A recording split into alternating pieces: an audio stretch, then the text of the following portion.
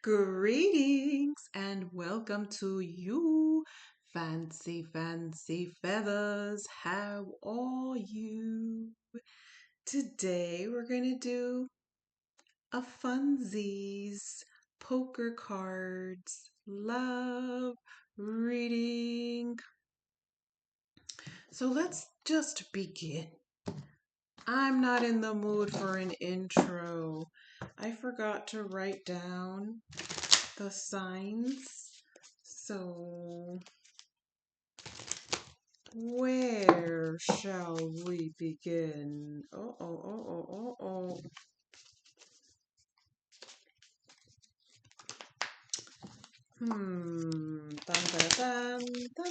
Dun. Capricorn, I want to start with you. I honestly feel like Capricorn is going through the hardest out of everybody. So, let me try to memorize what sign I've done because I don't have my pen is over there. I don't want to go get it. I don't want to go. You know, when you've been moving around, and then you finally get to sit down, you just don't want to get back up. I don't want to get back up. I would have to get back up to get a pen. So I'm going to play a little memorization game today. And I'm just going to try to just blot out random signs and hopefully get through all 13. Why do I feel that Capricorn is having the hardest time?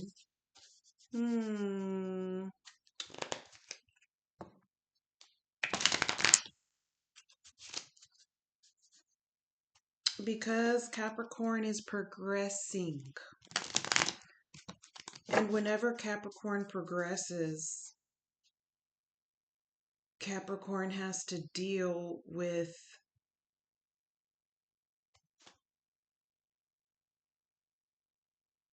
resistance. I'm done shuffling your cards, but I want to sit here for a minute. So, Capricorn, you have gone through so many delays, so many postponements, so many rain checks.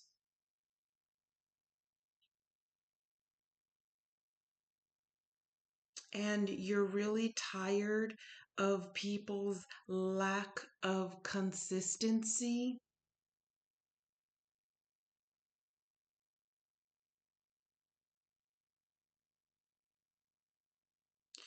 And you realize that if no one is going to be on your page, then you're just going to write a novel and you're going to be in your own novel.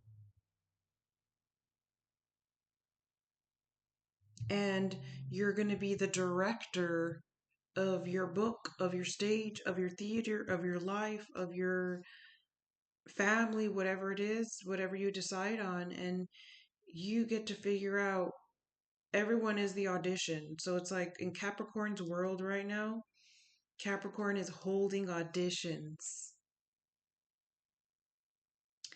And no one is winning in Capricorn's mind. You're looking at your notebook and you're just like crossing out everyone. And there's a couple people that you're surprised have stayed on that page. There's a couple family members that you're surprised. Um, you're surprised that they made the cut because they've been there for you when you really needed them. And that's helping heal the relationship between you two. This could be a mother, a grandmother, who doesn't usually help you, who has financially provided for you so that you can get back on your feet. And those kinds of things you appreciate so much because no one has been there for you. And even the person that was there for you financially is not there for you emotionally. So you've been let down a lot. A lot of people that you have been dating, well, I don't want to say a lot of people, but like your patterns of dating. The person that you're dating now, for example, is like the same as all the other people that you've dated. Bad communication skills. And you're starting to realize, like, oh my God, like, am I dealing with someone who's autistic? Or am I still in a perpetual cycle of dating people who can't utter a word? This is only for the singles. This is not for the ones who are already established in a happy relationship. Because once Capricorn is established, they're not watching readings. They're happy with their partner. Um, Capricorns are really good at being besties with their partner, and that's what Capricorns do. So let's go ahead and start with our poker playing cards. Oh my gosh, I had already shuffled your cards, remember? I knew I was going to do that. I knew I was going to do that. I had already been finished shuffling your cards. Okay. So we have the Six of Hearts. You have love and sex on your mind.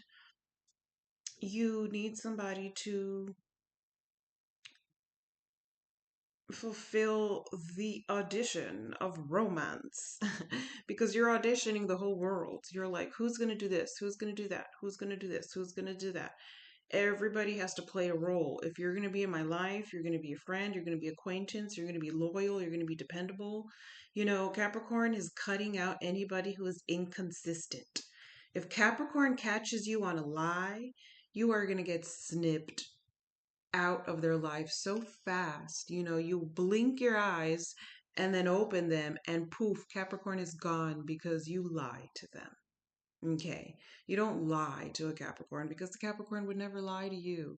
They want to have an open, bestie relationship with their lover.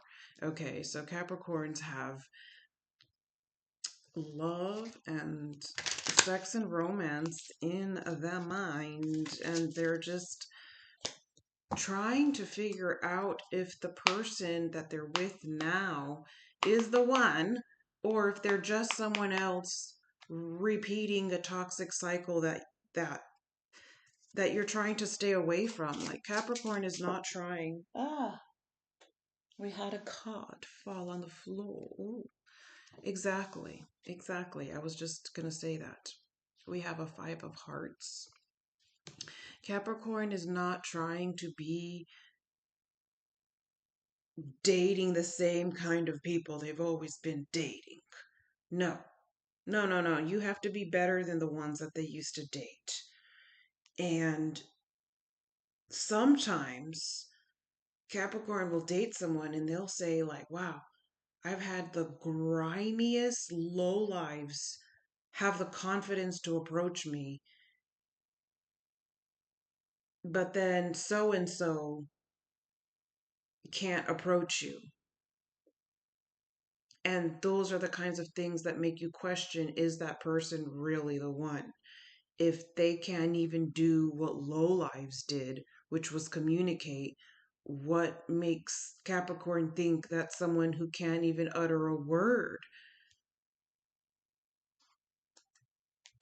These are just collective readings. Please don't take anything offensively or personally if it offends you or if it doesn't resonate with your story. I simply scan the loudest collective story, and today I scanned all the signs because I couldn't figure out if I wanted to do an all signs reading or if I wanted to do a one person reading. And if it was going to be one person, that was going to be you. that was going to be Capricorn, because I can see how much BS Capricorn has been having to deal with for such a long time. And everything that Capricorn has to deal with has to do with other people. Other people. Other people. By the way, I do not, absolutely not read my players' cards like other people read their tarot. Tarot has a deck that consists of 78 cards. Players' poker cards have 54 when you include the Joker. They're two completely different, you know. I just have to make that clear because it really bothers me when people assume that I'm going to read them like tarot. I don't use tarot, okay?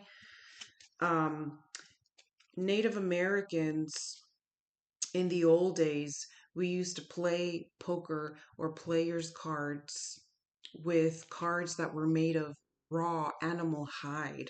So like buffalo skin or elk, we would make cards out of the skin of an animal. So we've been doing this for a long time, and I feel very comfortable using players cards and reading the way that I read them. Okay, so you can read whatever you read in your way, and I will read whatever I want to read in my way. So Capricorn, you're not trying to go to the 5. You know, you're not trying to settle for less. You're not trying to just date someone that that has similar characteristics as your past person, okay? And going back to people, it's people. It's people. People. You're so sick and tired of people and all of the disappointment that they bring. Oh, look at this. The disappointment that they bring. And then we have someone who's younger than you, who's interested, and all of the BS that they brought. And they're over here like, wait, no, I'm not about that. It's not what it looks like. I'm ending it. I'm ending the BS. Are you? Because there's 2 different kinds of Capricorns, okay? There's the superficial, low vibrational, materialistic, hoarding kind of Capricorn. And then there's the Capricorn that would date someone who is unemployed because they know that love is not about material, but that love is about friendship. Okay, those are the 2 Capricorns. So when you're dating the one that would date you if you're unemployed and you can't give them the bare minimum, that's like the biggest offense to them because they're like, you're unemployed. You're unemployed and I'm considering you, and you still cannot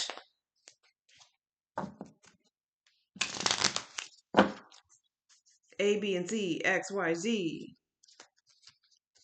you know, and it's like the clock is ticking and oh my goodness, some Capricorns are tired of like,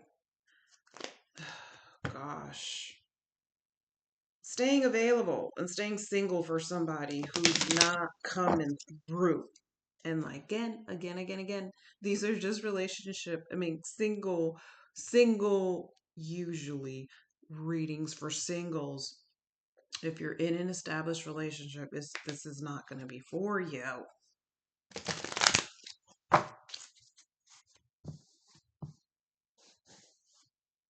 Okay, so Capricorns, you have a 5D relationship, a mystical 5D relationship, a mystical telepathic relationship.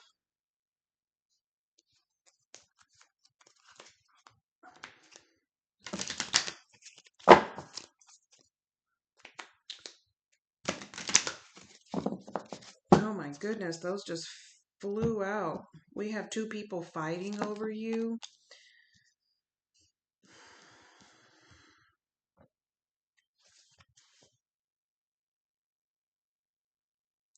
We have someone from your past. I'm sorry.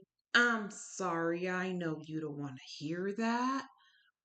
I gagged with you. Trust me.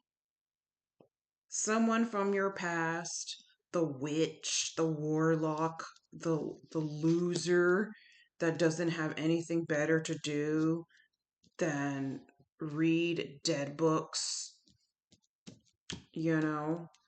They can't even craft their own, like, they can't even craft their own spell. They need to summon a demon to do it for them. They have to hire a demon to do it for them. That's how weak they are. So, anyways, that person is just trying to check, just trying to check up on tabs on you and trying to see what you're about. And it's like they can't stop looking.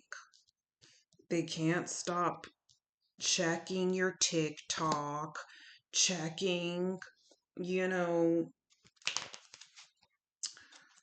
the places where you guys used to see, they try to like show up at people's houses where they think that you might be there. They're just a loser from your past. Like Capricorns,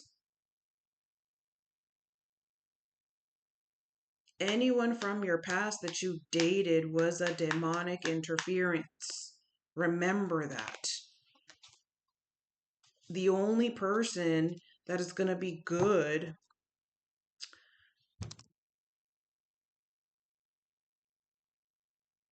for Capricorn is any individual that you haven't met yet.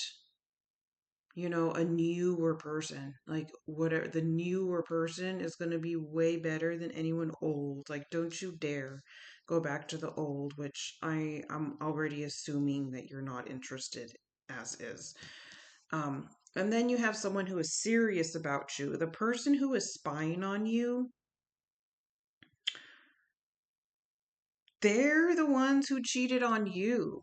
This witch warlock, they're the ones who cheated on you. And it always works that way. It's always like that. The narcissistic witch warlock cheats on someone, and then the person who they cheated on breaks up with them because they can't handle the pain. And then the narcissistic witch goes and casts a spell at the victim. Like, oh, you broke up with me. Well, you cheated on me. So yeah, it's over. You know? That kind of energy where like they're throwing stuff at you because they're mad that you're not with them. Like they're trying to they throw spells at you that will interfere with your love life so that you're not happy with your person. Like if you were to find your person, which I think most of you, well, that's too much of a general number, but they throw stuff at you so that whenever you're with your person, hanging out, dating, making out, whatever, that there's interferences. So if there's interferences, it's because your past person is trying to throw stuff that they didn't even do. Like they have to hire someone to do it for them because they have no skills. And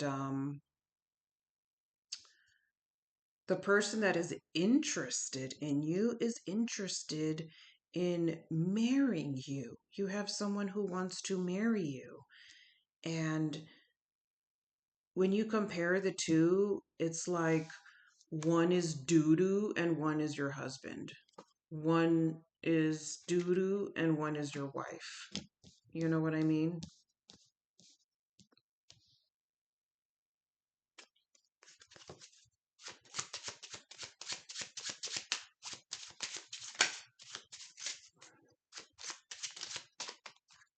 Okay.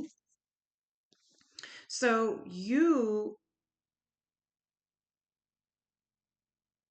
told this person how you felt a really long time ago. I'm sorry I'm laughing. It's just that I don't understand modern society. I just don't. I really, really don't. So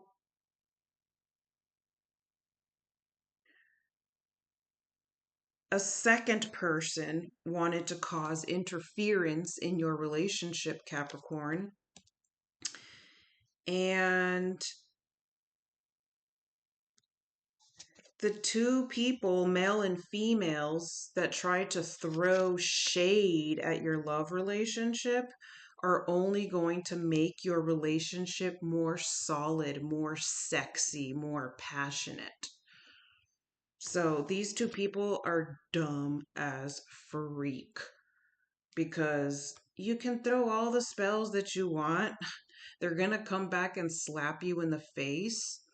And they're not only going to separate two people they're not only going to separate two people that love each other, they're going to make them unseparable.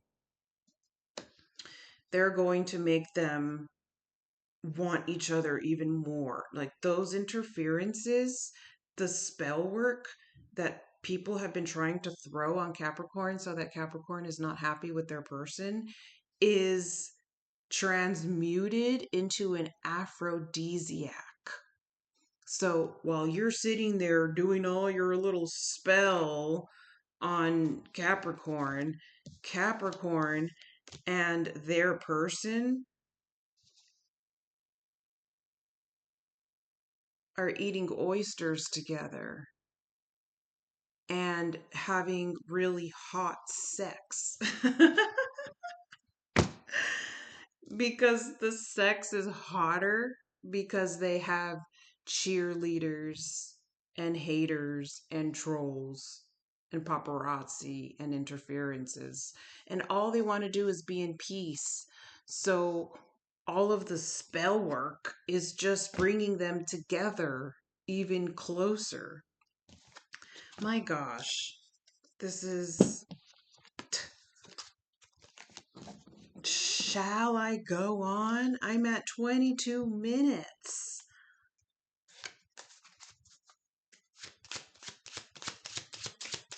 I was supposed to do an all signs reading, Capricorn, and look.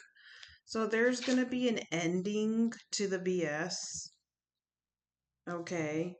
Your person, your husband, your wife is like, please believe me. Please believe me. Please believe me that there's going to be an ending to this BS.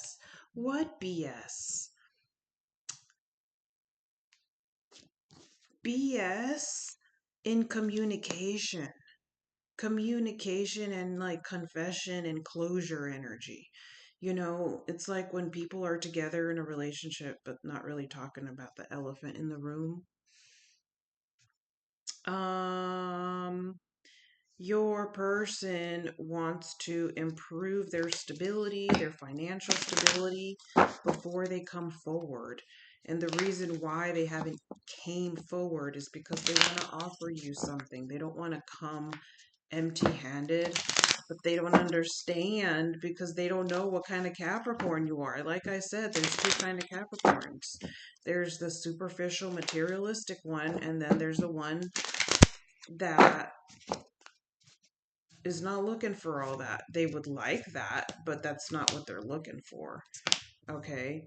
So ultimately, when you both, you and your person, get more financially stable, then you'll be able to basically move in together and marry each other and have babies and have a beautiful, happy family. And all the witchcraft will be returned back to sender.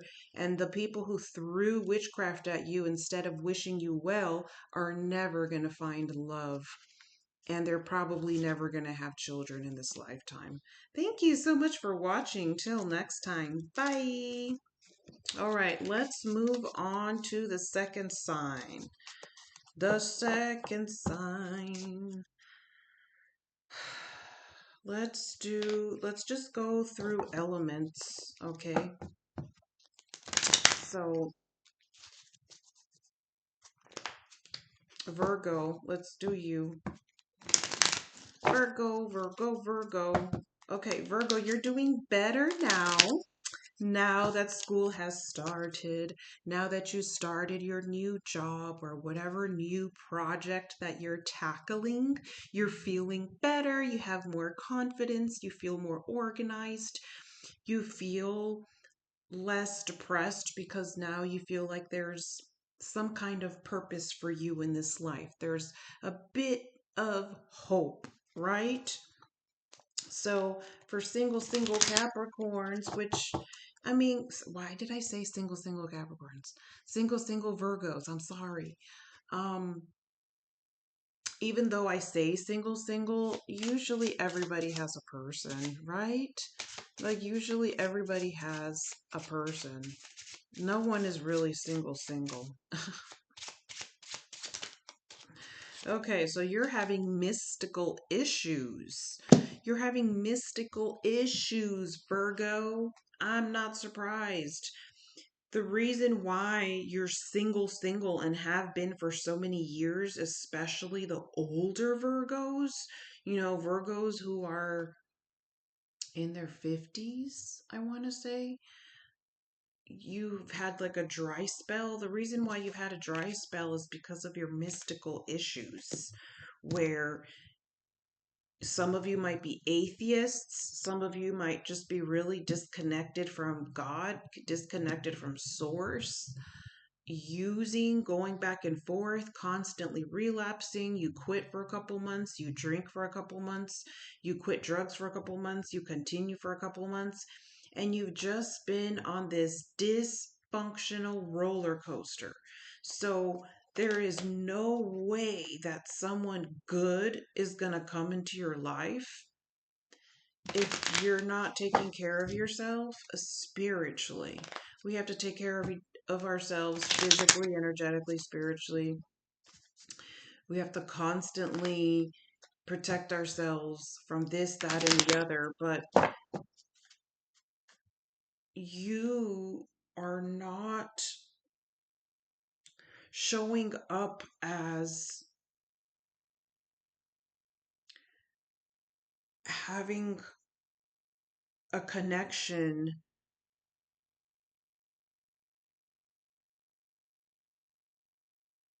to God. So if you don't have a connection to God, how can you be protected? I've never understood that. There's a lot of people out there that are godless, moralists. How does this one want to come out? You can't express yourself. You feel like you can't express yourself the way that you would like. Deep down inside, you want to express yourself in a very feminine manner because Virgo is a very feminine sign. So a lot of Virgo men have issues with feeling all these feminine desires. And it's natural. It's natural to feel that way as a sign that was born in Virgo season. So not only is not having a connection with source affecting you spiritually, it's affecting your lack of protection, and that will spill over to the rest of the people in your family. You can interfere with someone's blessings and miracles by not being protected in a household. Like one single person in your household bringing poison to your house will mess up the blessings of the entire household, okay? And I feel like you're disconnected from your true identity. You cannot express yourself. You want love, you want romance, but you can't skip a step. You can't expect love and have no relationship with source.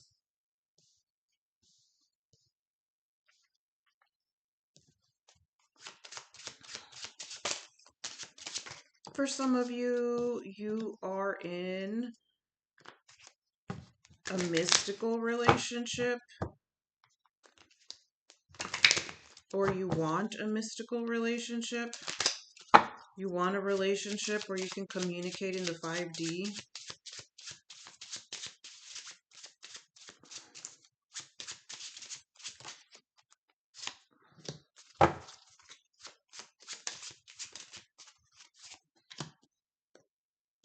You feel like there's someone in your life that's interfering with your happiness.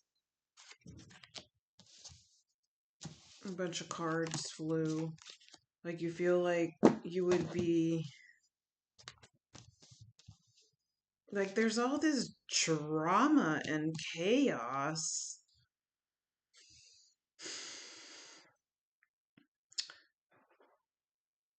With your same gender. So either there's drama with your same gender, like too many people of your same gender living in a house, or the opposite gender. There's drama with people of the opposite gender, like ganging up against you and trying to take what belongs to you.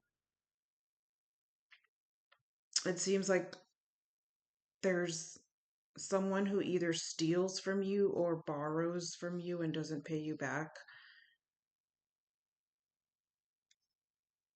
And there's so much more that you were supposed to have, but it seems like it was stolen.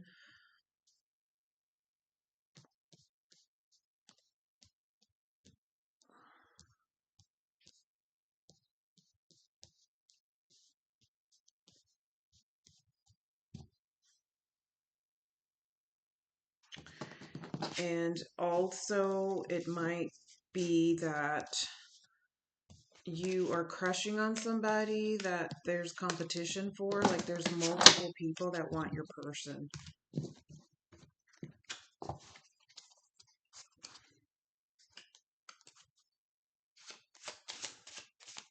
I'm going to start all over because there's so much competition and drama that you just feel like you're never going to be able to get who you really want because there's so much competition for them. Are they necessarily with them? I don't think so. But it just seems like there's a lot of, like, there's too much activity. You know? Like, okay. Okay, so the problem with you is that you're idolizing love. You know, like idolizing love and sex, for example. Like, we're not supposed to put love and sex as a priority. Source should be our priority. Source should be number one for the most part. And anything that you put before that is going to disappoint you. It's going to hurt you. And it's going to come tumbling down.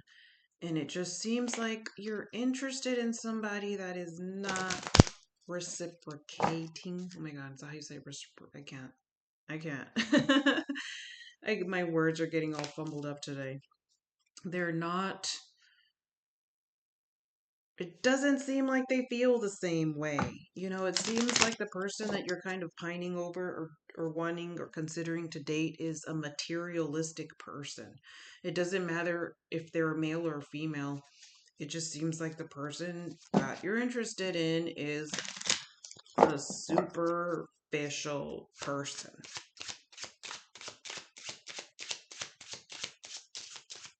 And superficiality and materialism and all that crap is not love. You know how many times I see couples and I can't help to see how unsatisfied they are. Like I can tell that they're not happy, that they're just together because it's convenient or a benefit to the other party. And it's like I see those kind of plastic couples all of the time.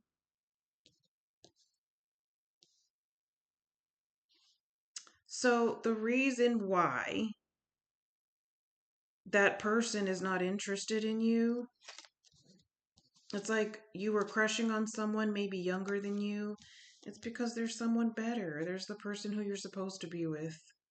So it's never going to work out with the wrong one, because the one that you're meant to marry or meant to have a family with, excuse me, is here. But you're not looking their direction. You're looking towards somebody who doesn't feel the same way. And you're turning your back towards the one. Does that make sense? That's what I see here, and I'm going to end it there. Oh, right. Taurus. Taurus. Let's go on to you. Some of these readings are going to be long. Some of them are going to be short. It just really depends on what the vibe is today.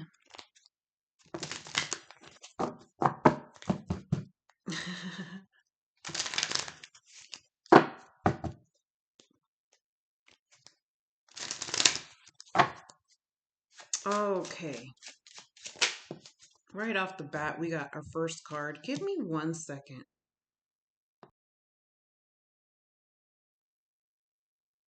Okay. Where were we? I need some Breathe Easy oil because I feel like a little stuffy, and this helps me. It helps me breathe. Where were we? We were here. Right off the bat. Come on, Taurus. Why are you always in this position? You're always in this position. You're having mystical issues. You're having spiritual issues. You're having energetic issues.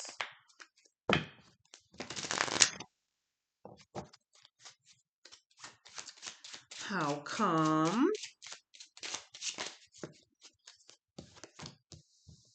Because of endings. You could have had an ending to a sexual dynamic, an ending to a sexual relationship that you thought was going to go somewhere. And yeah, it seems like a breakup. It seems like the story of the day is a breakup for Taurus. No, you know what? I take that back. That's only for some of you.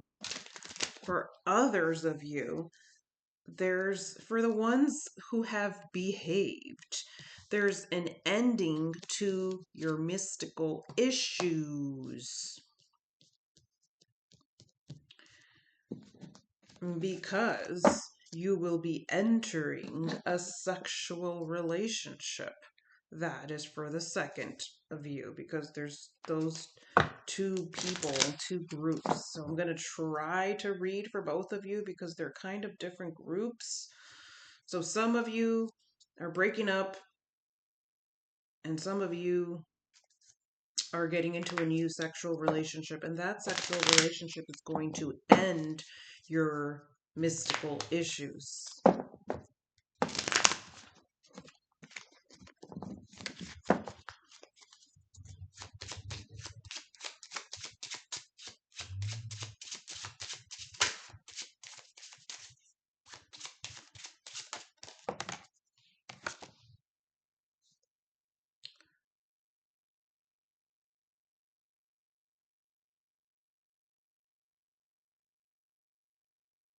And the new relationship that you get into is also not going to go well.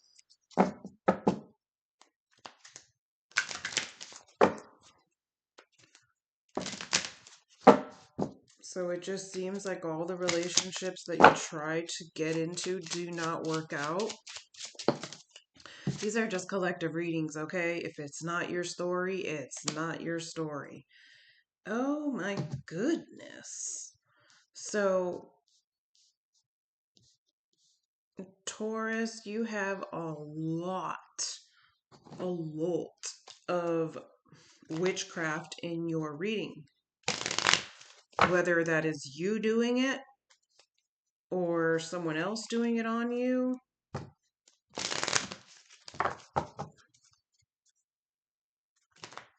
consequences that you've rendered, you know, that's why you're not supposed to dabble. When you dabble, this is the kind of stuff that happens. And then some people go and blame people when it's their own consequences that they rendered, you know? It's kind of like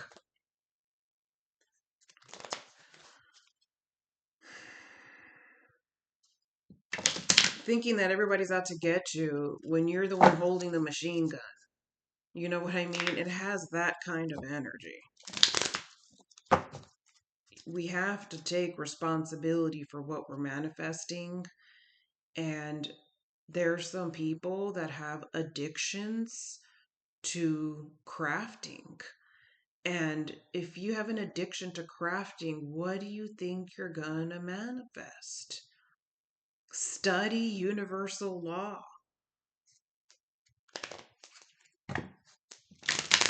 And there's just a lot of manifesting things that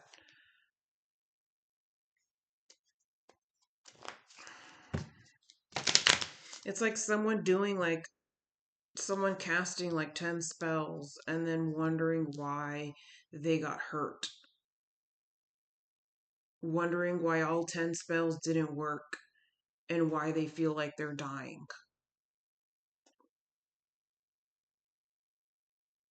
Like, I just don't get it. I really don't understand it. I don't understand why people do dark work. I don't understand why people do dark spell works. I really don't.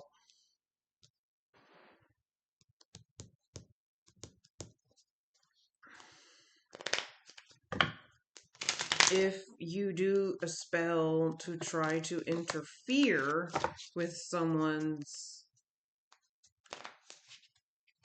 A, B, or C, what makes you think that you'll ever get A, B, and C?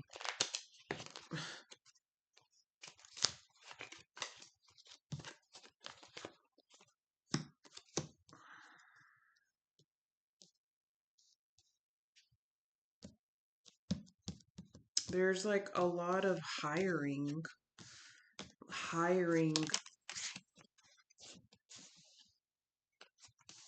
people to do spell work against you, that kind of energy. And that is going to most definitely affect your love life.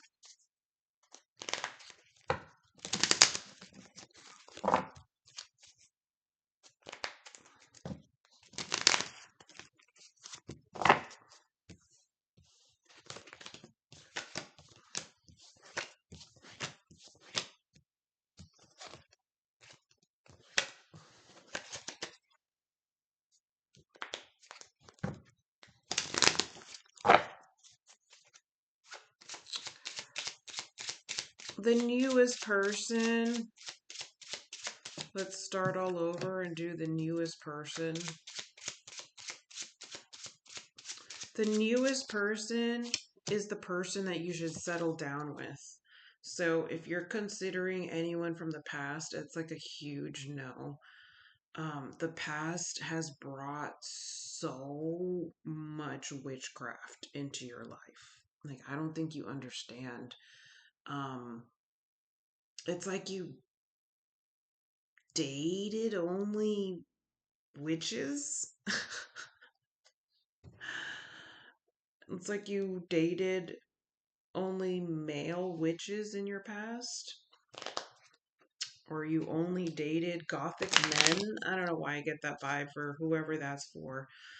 And now, if Taurus is dating someone new, that's the person that you should have a family with, is the brand new person. So any newer person for a Taurus is the one that you should settle down with.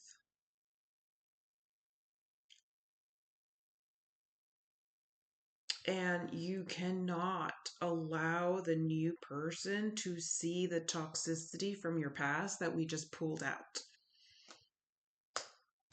Because if the new person sees your past for what it is, they're going to run. They're going to get scared. They're going to be like, what? You've been through all that? So if I were you, I wouldn't really tell the new person about your past. I say that because the reason why I say that is because it's been so long since someone has been serious about you.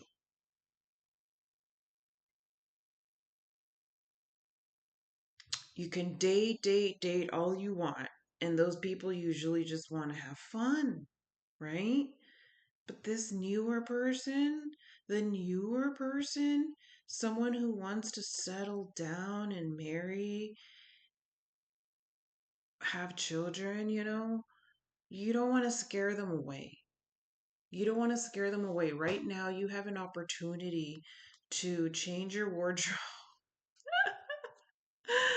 You have an opportunity to change your identity, change your wardrobe, just throw everything away and create a brand new canvas.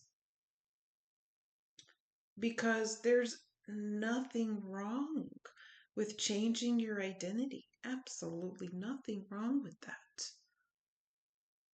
You worked at so and so. You went to school at so and so. You lived in so and so. And all those places, that school, that job, that town, that city, that country has a vibe. And we kind of get influenced by that vibe. If that town wears a lot of a certain color, then we kind of get influenced to wear that color. As a collective, that's just how it is. Like, usually every little place has their own little vibe. And I feel like you have tried to blend into whatever community you're having a routine, whatever community you're involved in, you try to kind of blend your style with the style of that vibe for the day, for the time, for the event. And there's always been a desire in you to start all over. And this is your chance. This is your chance to start all over, get a new wardrobe, get a new identity. This is only for you if you know what, if that resonates. If it doesn't resonate and you already like your identity, then keep it. But I'm just saying, I don't want Taurus to bring with them anything from the past, especially if you're a Taurus that wants to be a good person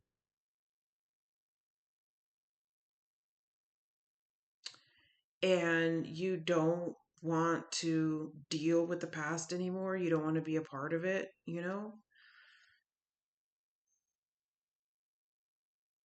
There's just so many things that you're going to have to filter I don't know why. I just feel like the newer person that is serious about you or would be serious with you if that opportunity arises, they would not handle even the word witchcraft well, where it would trigger them. If you talk to a high level person, like a high level person that has a lot of experience in the metaphysics, and you say witchcraft to them, that's not going to trigger them. It's not going to trigger them. It's just going to be like any other word, right?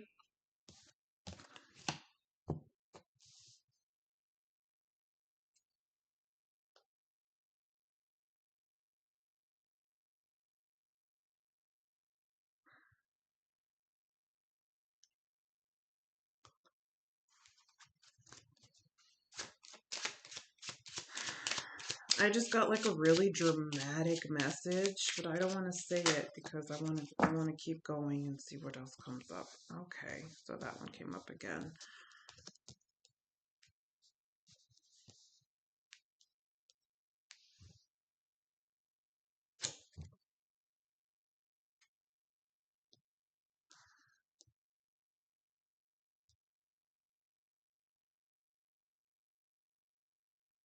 There's this really strange back and forth energy where somebody will want to be interested in you and then they back off. And I honestly feel that it's because of the witchcraft energy that you need to clear.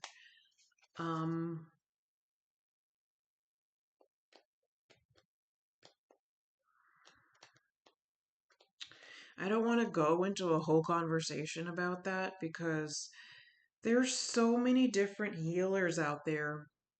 I only recommend the holistic ones, the ones that are not connected to a cult, such as yoga. The ones who are not connected to the moon, the fake UFO satellite moon. Like, I swear, every time I see anything mention the moon, I'm repelled. Like, how do you not know that the moon is fake by now? How do you not know that it's a UFO base? All these planets are just stations. That's why they're called stationed when they station, because they're just stations. The only reason why I use astrology is to get a group of people that were born at a certain time. That's the only reason why I like using it, is because it separates people into groups. That's the only reason why I use it. It doesn't really have any benefit to me to use astrology. Like, I don't read like, even when I read horoscopes, I already intuitively know everything that horoscopes say. Everything that the horoscope says, I already intuitively felt it. So I just like to separate y'all in groups. So you are going to, it's like you need a divine intervention. There's like a divine intervention has to happen, whether you were involved, whether you were the victim. Um, it's just one of those things where you have to take responsibility for something. It's kind of like you get, as an example, you get robbed, God forbid, right? And then they come and investigate. And they see that you left all your windows open, the patio open, the front door unlocked, maybe even wide open. And then you're like, what happened? I got robbed. You left all your doors open.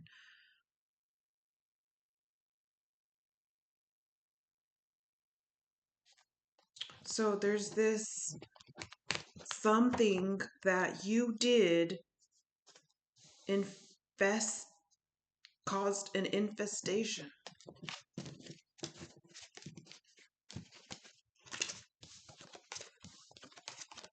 Something that you did caused an infestation.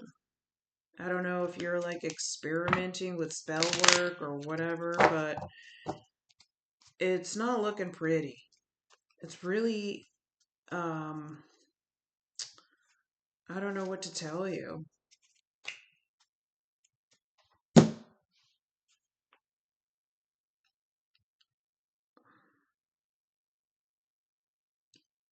There is a divine intervention that needs to take place for the sign of Taurus, where there are things that you continue to deny about yourself, whether they are actions, behaviors, characteristics, manifestations. And let's say you don't do any spells at all, but with your thoughts, you're wishing people harm. That is a spell, wishing someone harm. Why did my cousin get chosen by that man? Why did my cousin get chosen by that woman? I'm going to wish them harm. I wanted that person for myself. That kind of thinking is the thinking that's only going to block you from your own happiness. Everyone has a person that is meant for them. And when you get disappointed, you allow your ego to kind of take over logic and ends up manifesting things. Another thing I want to say is be careful with your car, you know. Be careful with your car and speeding while you're angry. Oops, why am I putting back in there? I've only done like 3 signs and it's already been an hour. I should have done more signs than that. But I'm sorry. I don't know what else to tell you. I think that it's not necessarily working with a healer or a holistic healer that's going to help you. It's internal work. You need to do internal work with figuring out what you can shift within inside you to make you stop wishing people harm. This could be like an ex. Like, let's say you had a really long relationship with someone. Like, let's say you guys were together for like a good solid 3 years. You guys were in a committed relationship and it didn't go well and you broke up. And then a month later, you find out they already moved on and they're dating this other girl, and you're like, it's only been a month. We were dating for 3 years and it's only been a month and you already you're so happy with this new person. And unfortunately, in life, that happens. But think about it. If that's how fast they got together like that, maybe it means that they were the ones that were supposed to be together. It's not, we don't want to hear that, but that's just how it is. I mean, look at the people that you dated in your past. It's like, can you imagine if you would have stayed with those people? Like, those people were meant to be with other people. And when you don't wish people well, you just end up blocking your own happiness. You have to wish people well. And it seems like you'll have 2 opportunities again. Whatever happened to the person that was serious about you?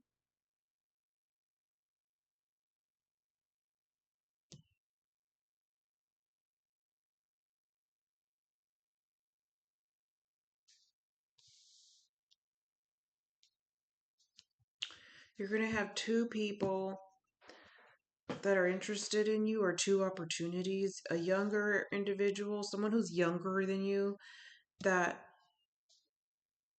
would consider you. This doesn't have to be someone you've met yet. This could just be like a future younger individual.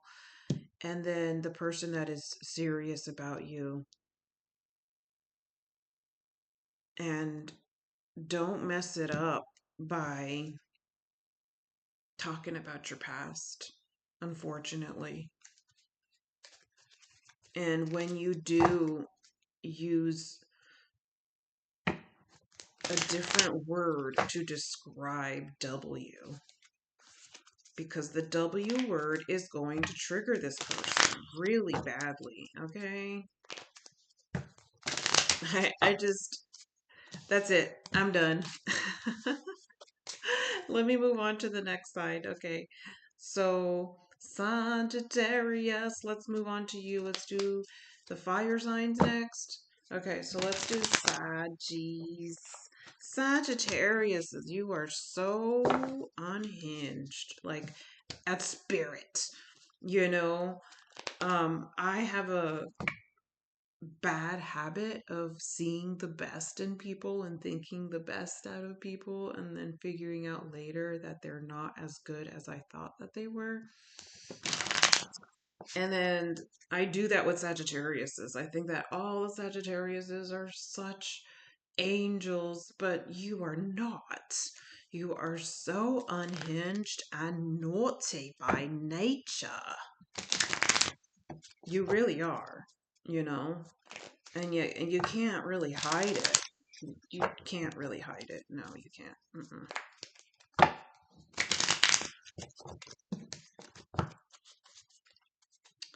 Okay.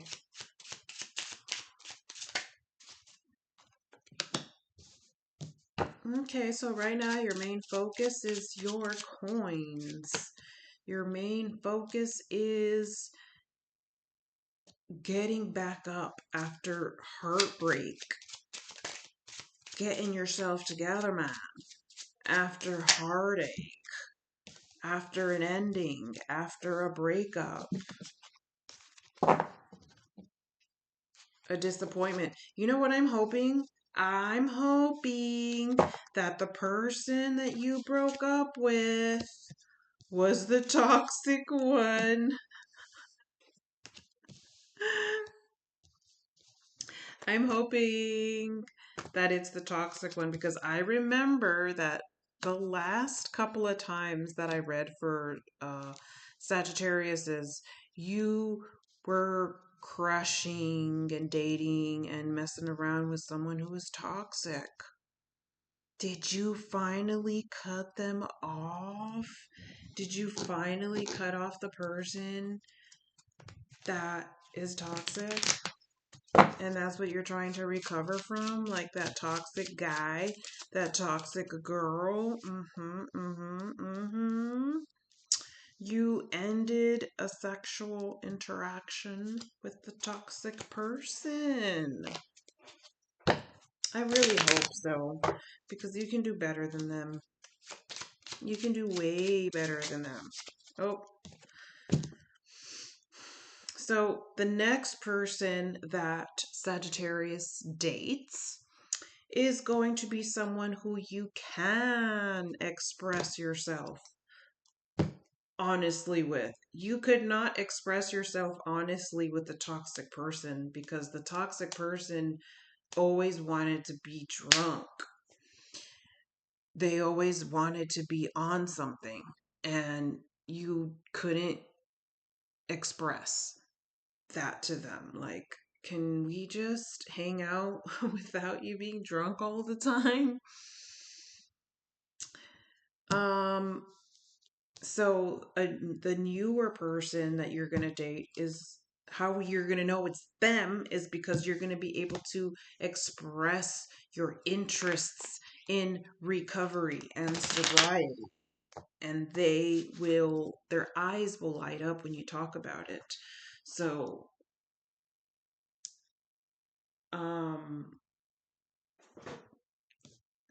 you will say something like, my recovery means a lot to me.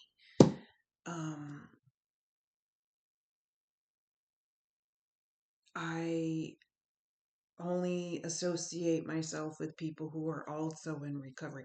I don't know, something like that. And their eyes are just going to light up like, oh my gosh, this person is not a drunk. They're not a crackhead, you know?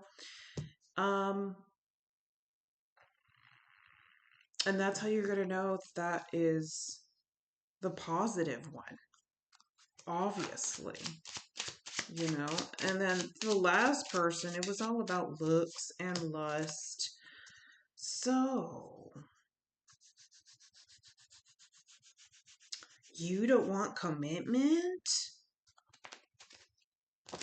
You want time. So after dealing with that toxic person, you want to date, but you don't want to commit, or you want to take your time committing. You don't want to commit as fast until you know for sure that they're not going to be as toxic as the last person. And I don't think so. It doesn't seem, I don't think you're, I don't think so. Because you ignored the red flag with the last person. You know you did. Because they were so attractive that you were just like, my God, I am going to excuse my standards for this person because they're so attractive. I don't care if you are a drunk or a drug user. So that's how the last person was. So you know that you ignored that red flag and you're not going to do that. You're not going to do that next time.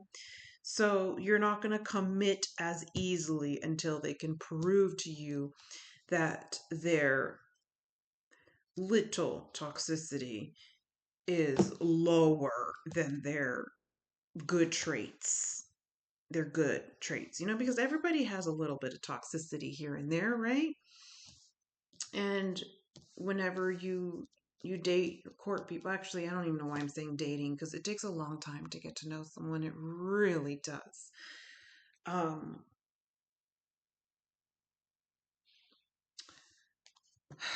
so the newer person seems to be the talk of the day. So far, for all the other signs, it seems like the newer person is the way to go because we are growing as a collective. We are growing. We've gone through so much. We're not the same person. We're not going to want to date the same people that we used to date. So that's about all the messages that I have for you, Sagittarius. Sorry if that was short. Okay, let's move on to Leo. Leos, if you're single, this is going to be a little mini reading for you.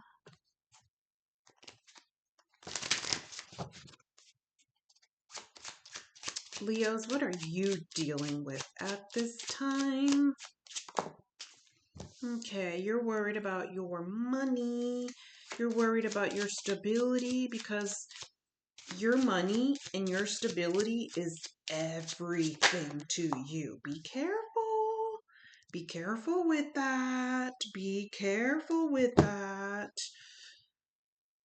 Source should be number one. Source should be priority.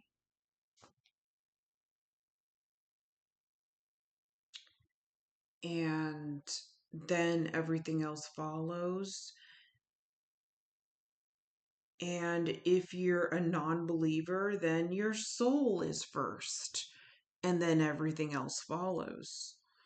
So you're one of those where it's like it is all about your money. If you don't have money, you're not dating nobody. If you don't have no money, you feel like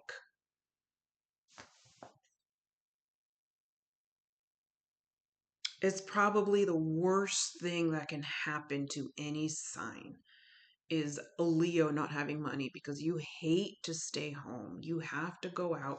You have to show how independent you are.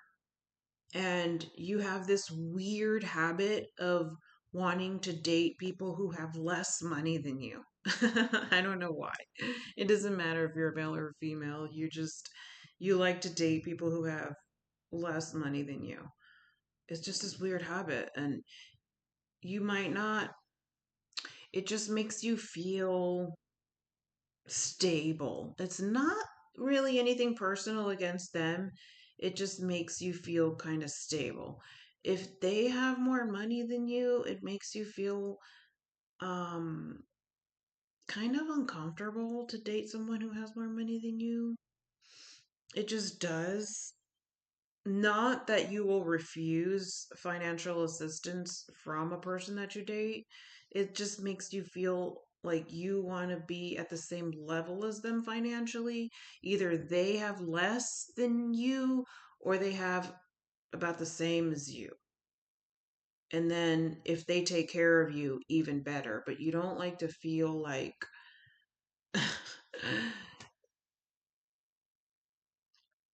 you like to be self-made and self-sustained, and there's like a certain number that you have to hit before you start dating. Like, you're not trying to date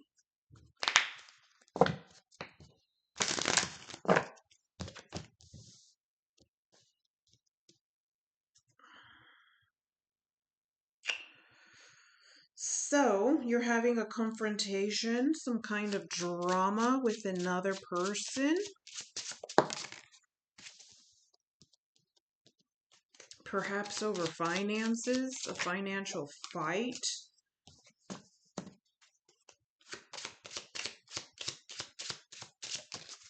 Arguing over a man.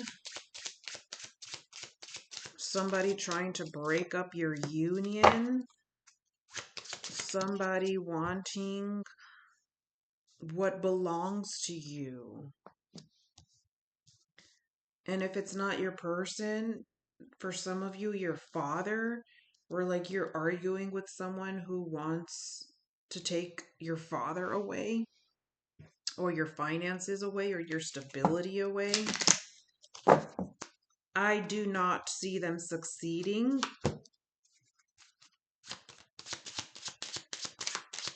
Whoever is trying to take something from you, I do not see them succeeding.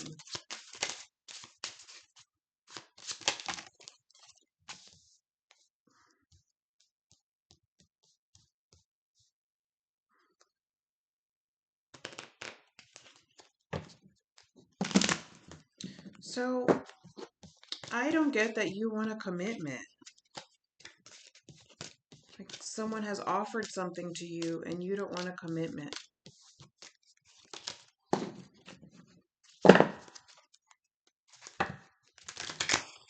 Why am I not surprised? I'm like, wait a minute. Of course, it's you. It's you. You feel like the people that are interested in you are too young and too unexperienced. Like, the two people that are interested in you, you're just kind of yawning. You're just like, Leos need somebody with really stoic energy, you know. Leos will not settle for someone with scrawny energy. Like, Leos need someone who is very masculine. And if you're a male Leo, you're not going to settle for an average. I don't like saying it like that. It sounds so... But you're just not going to settle for someone who's just average. You need someone that is going to tick all the boxes. You're really focused on family during this time. Leo, you're really focused on family. You're not usually that type of person. You haven't wanted to express your sadness in relation to how your family dynamic went, or your parents. Leos have sadness associated with your parents, where you're just really thinking about all of your whole life and how much family matters over everything else. And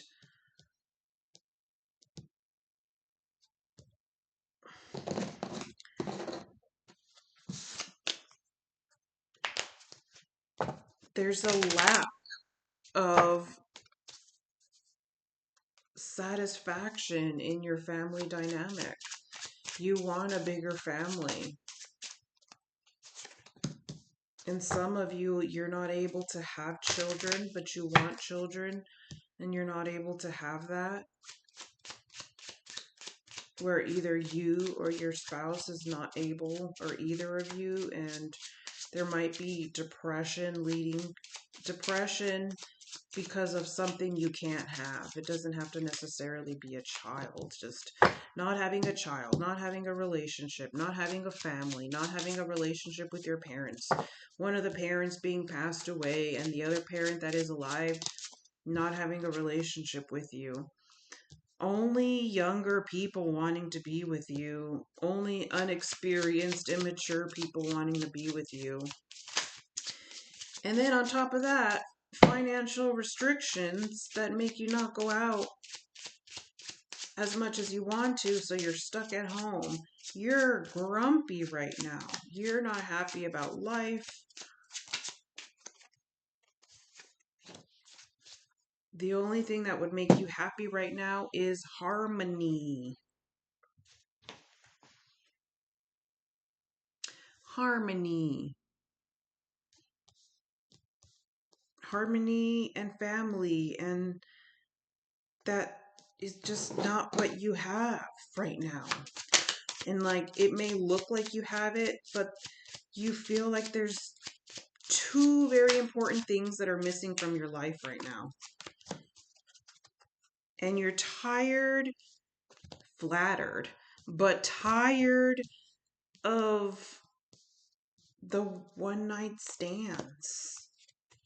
You're tired of the adventure relationships. You're tired of the triangles. You're tired of everything. You're very unfulfilled right now. Even if you are successful in business, successful as an entrepreneur, you are not happy. You can say that you're happy. You can look like you're happy. You can pretend that you're happy, but you're not. You can, drink all that wine like you're happy, but you're not. You're not fulfilled. You're not being honest with yourself. You are bearing your emotions. You are bearing your lack of fulfillment. You're bearing something so deep. And like, let's say you go out in nature, you go camping. It's like you going out in nature, you trying to reconnect with the outdoors is your cry for help.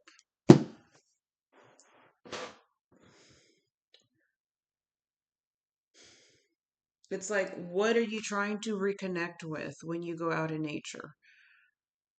Of course, it's good to go out in nature. Of course, it's good to go camping. But when you do it so much, there's something that you're covering up.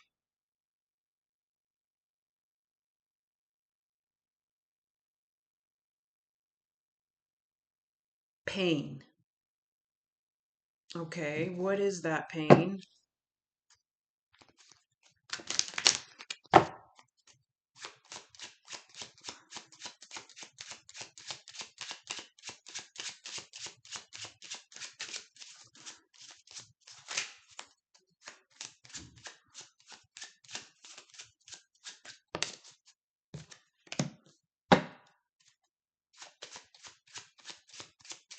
Pain because you don't really have commitment.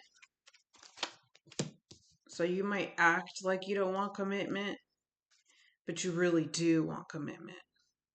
But you act like you don't.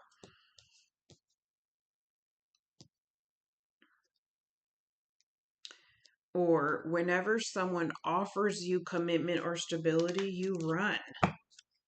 When someone says they want to get married, you run.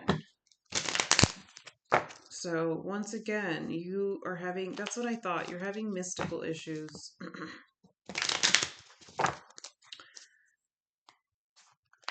There is something that you are not admitting to yourself. I'm not going to go on because I feel like I'm just going in a circle. Like, there's something that you're not admitting to yourself, Leo. It's It's almost like you just want to throw dirt over it and hope no one sees it, you know, just throwing it under the rug.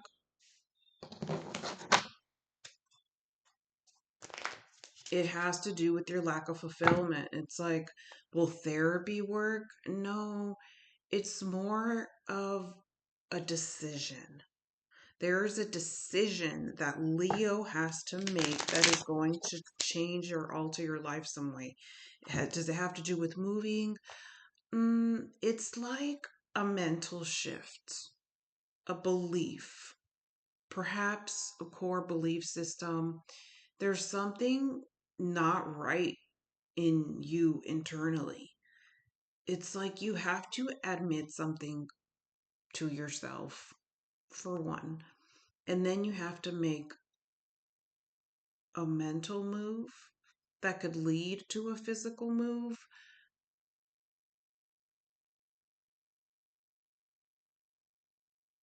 There's sadness and grief. It's almost like having to admit to yourself that you have to do it all on your own. You know, we've all been there in our younger days where we just dated and dated and dated and dated for like all the wrong reasons, you know, and it's like, wait a minute, why am I even doing all that? There has to be a purpose. Like, what am I trying to cover up? What am I trying to fulfill that relationships haven't fulfilled? And it's that expectation. I expected somebody to fulfill me. And if you just admit that to yourself, like, you know what? My whole life, I've had an expectation that someone out there is going to fulfill me. Similar to mommy or daddy issues, whatever you want to call it. And then one day you just realize, you know what? I'm the only one that I can depend on. I'm the only one I can rely on. I'm the only one that has to do it. And just admitting that to yourself and making that mental shift that you have to do this all on your own can change how you feel. For others of you, it will be the other way around. Where your problem is not accepting help. Your issue is not admitting when you need help. Your issue is admitting to yourself that no, you don't have to do this alone. It's okay to have help, you know? So, whatever it is, there's an extreme belief that you have to swap out for something else that will change your life. Just changing how you look at something. Because right now your life is stagnant because you refuse to change your belief in a certain area of your life, and it's kind of blocking everything else because there's just something that you need to resolve within yourself. There's something that you're being really stubborn about that you have to let go, swap, change for something else. And then once you make that change in whatever thinking you need to alter, then that will get things moving again and you will start feeling good. You're like, wait a minute, what if I look at it like this? What if I look at it from this angle? That's what you have to push on through. Okay, let's move on to Aries. For single Aries,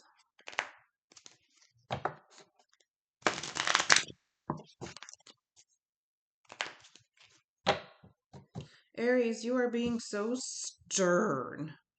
There's something in your life where you are being too stern or uncompromising.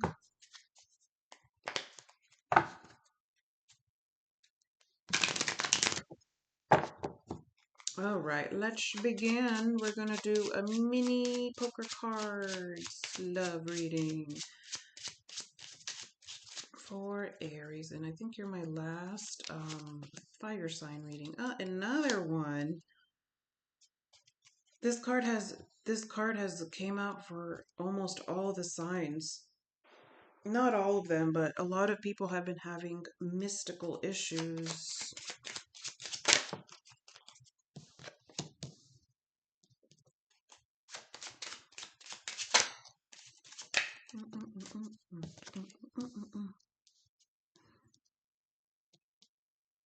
Okay, so for some of you, you have insomnia or stress or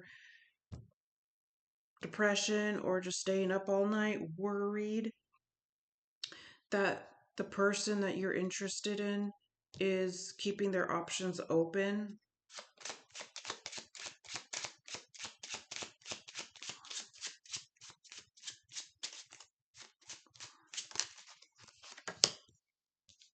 And you're just freaking out because you want them to wait for you.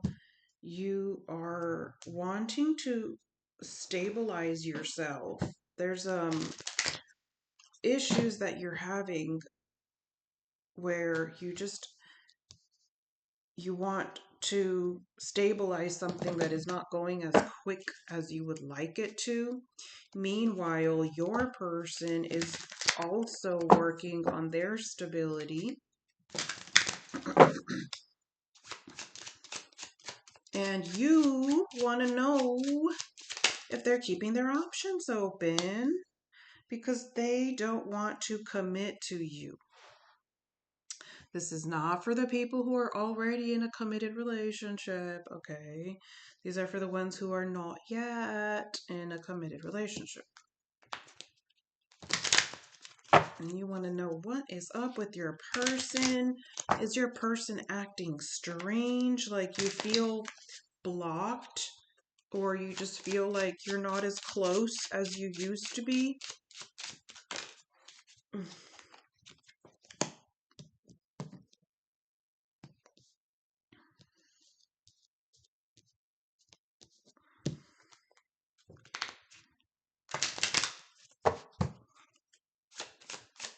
And you yourself have tried to keep your options open in the past and you didn't succeed.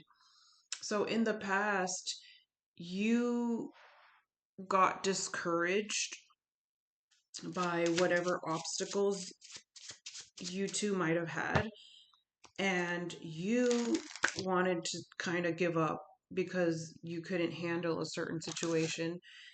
And you did not succeed. You tried to keep your options open, and it quickly did not go well. It was just like, absolutely not. I already found the person that I want to have children with. I am not going to play these dumb little games where I'm going to keep my options open for swine when I already have my king or queen here. That kind of energy, you know? This could be a long distance dynamic or a long distance relationship, or just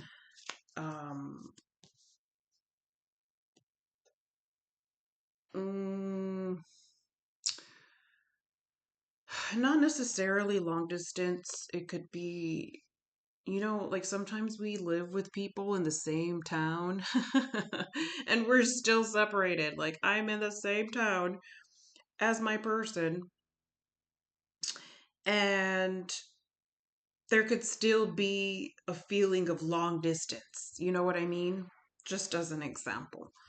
So it's like there could be a long distance, or there's just distance between your relationship. So, regardless of the distance, whether it is country distance or just distance but still in the same city, there is an undertone here. There is an undertone of commitment.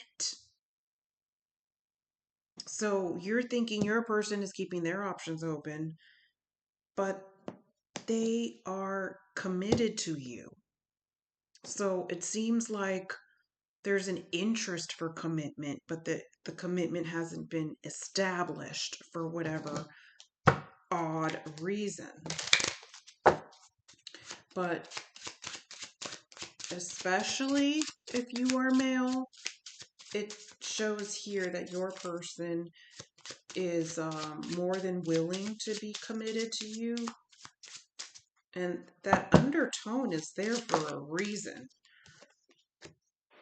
The undertone is there for a reason because it was discussed at some point.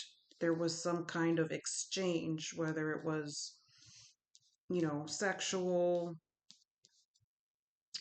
but it was not direct communication.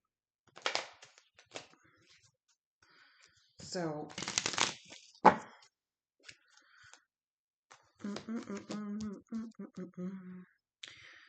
there's a lot of distractions, interferences, distortions, responsibilities in the way, and those ways are going to end. Those things that are in the way are going to eventually end, where there won't be anything interfering. It will just be very gradual. So all of the interferences are going to gradually decrease, because right now they're at a high, like a high 9. And it's going to gradually go down. There's just a lot of pressure on both of you.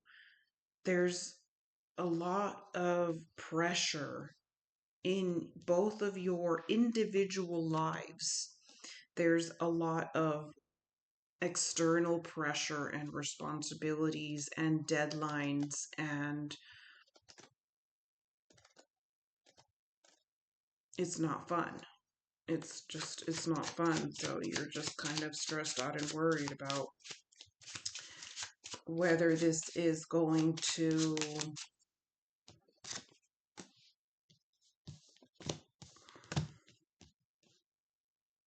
ever get off the ground. Okay. And there is a continuance of witchcraft. I've been trying so hard to not talk about it. Okay, like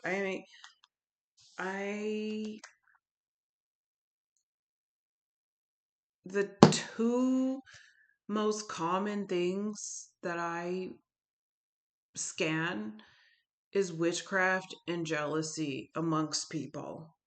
It's getting really old.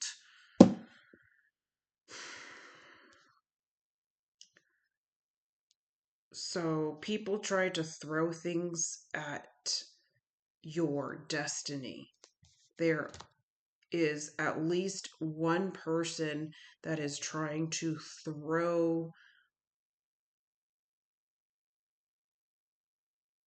bad intentions towards your destiny. That's what they're aiming for, because different work aims at different areas in your life, right? And this one is aiming for your destiny, okay?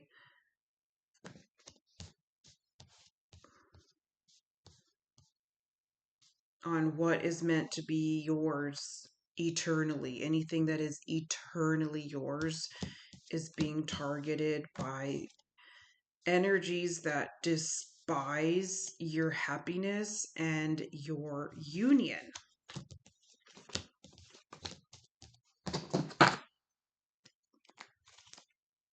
Because just because there's no commitment doesn't mean there's no union.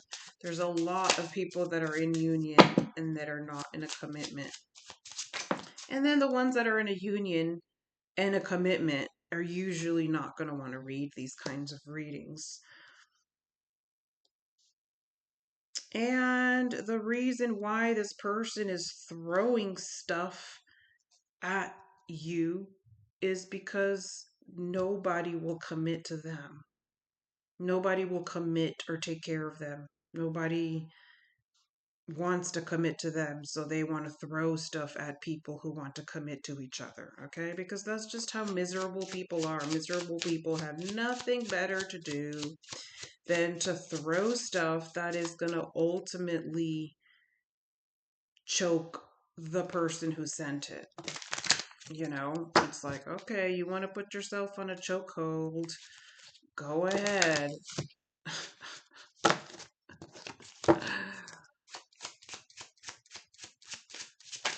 Like, some people just eliminate themselves, you know?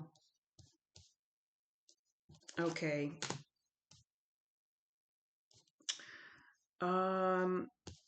Jesus. We have another one, and not another one, but the person who's trying to throw stuff at you is another one of those who don't have talent and have to go and hire somebody to do the dirty work for them. Like, some people just don't have a freaking life. So you had two people that were trying to throw stuff at you a couple readings ago. Now you just have one. Let me start all over. You had two people, the people that threw stuff at you. One was because you rejected them 1,000,000%, and the other one was an ex.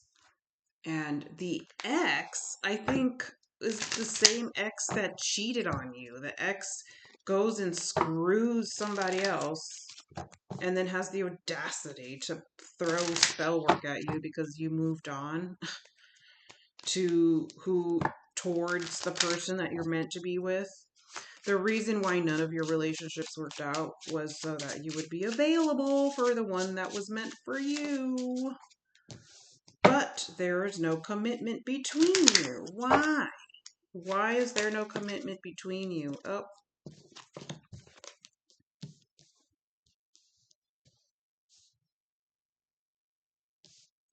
There's no physical commitment,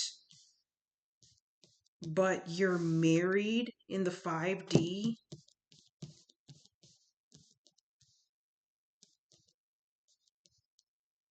Some of you pregnant in the 5D for whoever that applies to.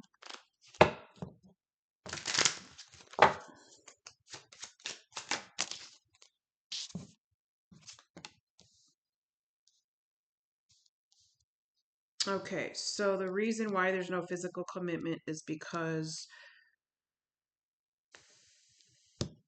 one of the parties is waiting for financial stability.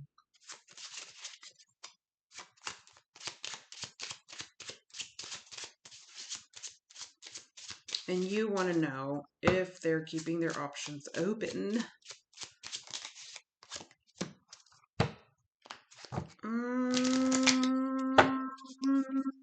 I'm trying to tell you. Let me just pull a couple more and then I'll answer that. No, they're not. They're keeping their options open when it comes to their career, when it comes to quitting their job for a better job. Okay, so that is what they're keeping their options open career-wise.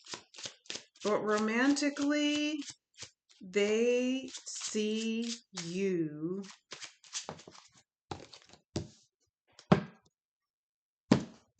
as their 5D wife or husband. Okay, so no, they are not keeping their options open. You are everything that they want and desire in a person. Very hot couple. All right, let's move on to, let's see. We did the earth. We did the fire.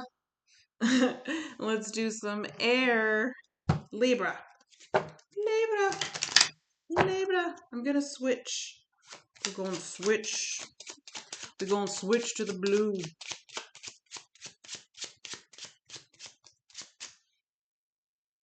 Little thing is showing. Okay. Do these not want to be used? Okay, maybe those don't want to be used. Gee, I won't use you then. Libra, Libra. Your mind is on your destiny. Your mind is on family. Your mind is on family reunions. Your mind is on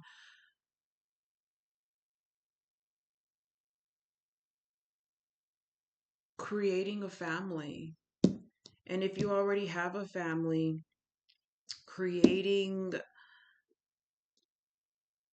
something that you don't have. So, for example, Leo is kind of a hot mess where they don't even know where to begin when it comes to changing how they feel because they're not very happy right now. But you know that you're not happy and you're willing to make all those changes.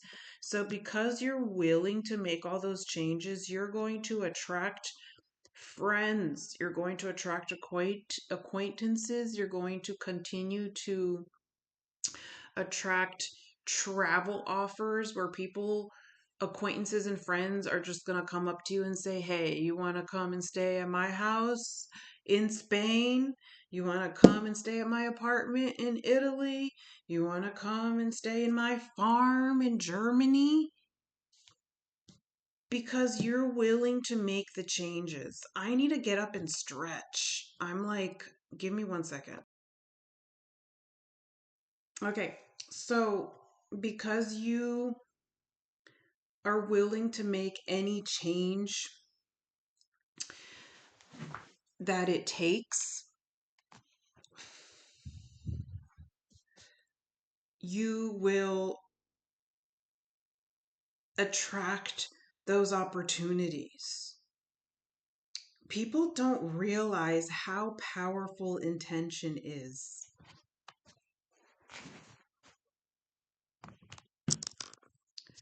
And if you make an intention, like let's say Libra, you admit to yourself, you know what? I'm not happy. I need to make some changes. Just that statement, just the fact that you said that to yourself, you have already shifted energy. You don't even realize, like, I wish that Leo would say stuff like that. Right now, like, I don't know, like some signs, they just seem hopeless. Like, I don't like doing these readings very often because the energy doesn't change. Like sometimes years go by and I will repeat the same reading. The energy really doesn't go anywhere. It stays the same until the person is willing to progress it. So usually the people who have the different readings all the time, they're the ones that are moving, progressing, doing energy work, taking responsibility. The ones who have the same reading are because they're not doing anything. You can't do the same thing and expect the same results. You have to change what you're doing or change how you're thinking for a different result. I change my bed placement every 2 days because I constantly want to change how I feel. If I'm not happy with how I feel, I have to change it. If that means moving my bed to the other wall and then the other wall and the other wall and moving this here and moving this around to make me feel better, I'm going to do it because I don't like to stay in a negative state of mind. I don't enjoy it. So I'm constantly working on changing that when, it comes down to it. So Libra, I feel like you have finally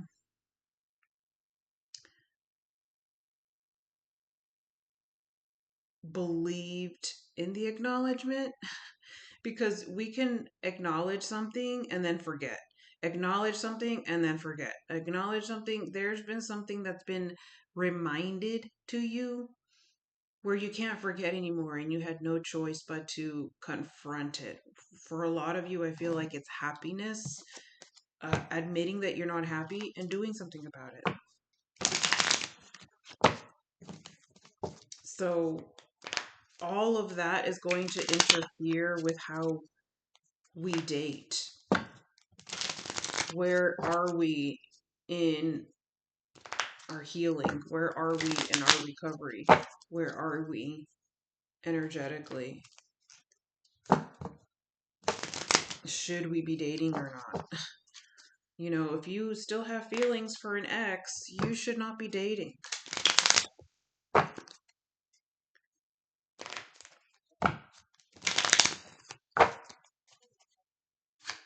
Because it hurts the other person. Okay, so this card wants to come out again. So you've acknowledged your need for family.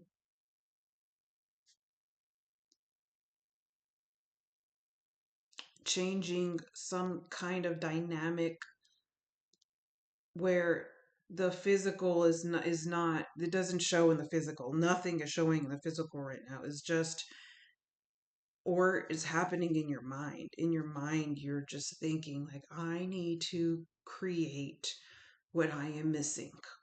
You don't know what that is yet, but just the fact that that desire is there. Because there's, like I said, Leo, for example, they are not even at the admitting stage. They can't even admit that something is wrong. You have admitted that something is wrong and you feel like you need a clearing before you get into a relationship. You need a clearing.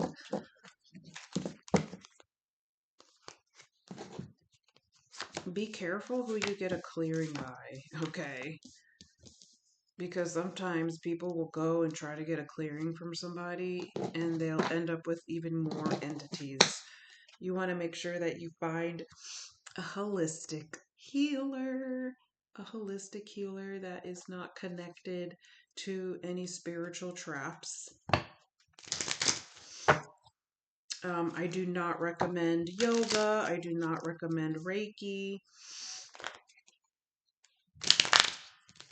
I do not recommend those as options, unfortunately. Those are always connected spiritual traps.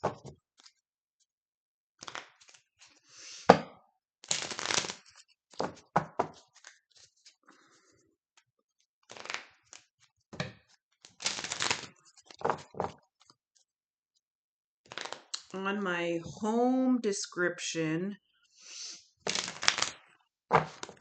there is my colleagues' information for any kind of clearings, spiritual clearings.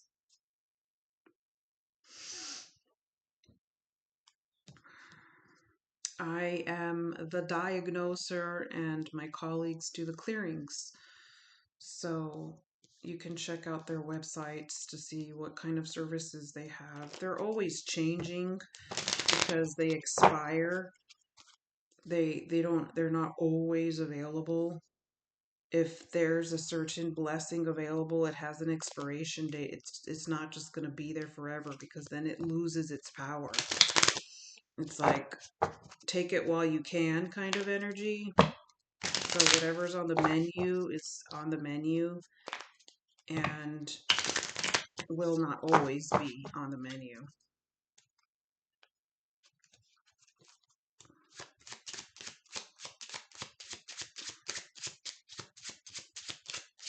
You're tired of getting into these lust-infused relationships. You want to settle down.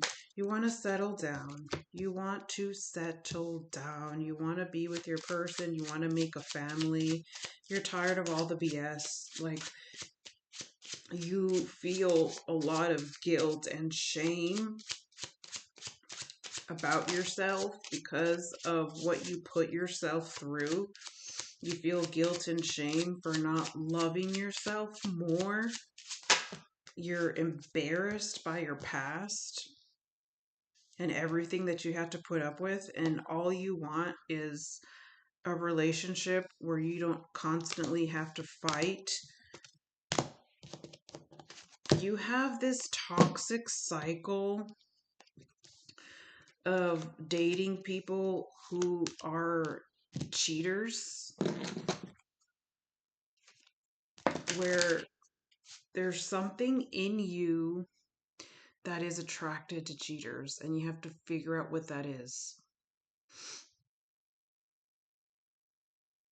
Why is it that if you go to the club or a party, you always go for the cheater, like without them even opening their mouth? It's like you're attracted to the one person that is, was it a womanizer, or like you're always attracted to the unfaithful one. It probably stems from your dad or your mom, just watching your parents be unfaithful definitely affects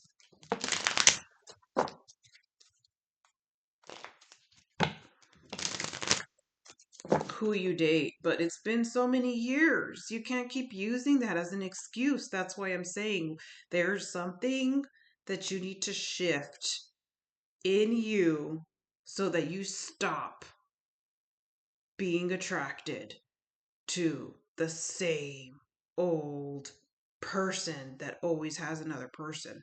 It's like you always go for the ones that are not single. I don't think, gosh, there's a lot of psychological issues here. In the past, you had an opportunity with someone who gave you everything: commitment, friendship, love, companionship. They gave you everything, and you rejected it because of trauma. Because of trauma, you rejected commitment, love, and you scratched it off as toxic. You accused the loving one as being toxic, and then you accepted the toxic one and took the toxic one as love. So your wires are crossed incorrectly. You have to fix the wires that make you think that toxicity is love and that love is toxicity. Those have to get swapped. You're going to have to do maybe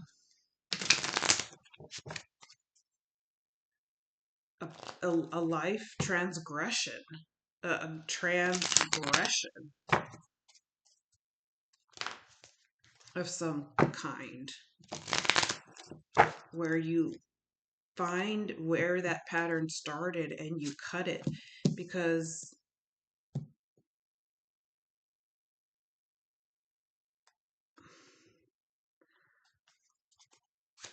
next time that you have someone who is serious about you offer something solid, you're going to have that trauma cleared so that you don't jeopardize a new healthy situation when it comes, if it's not already here.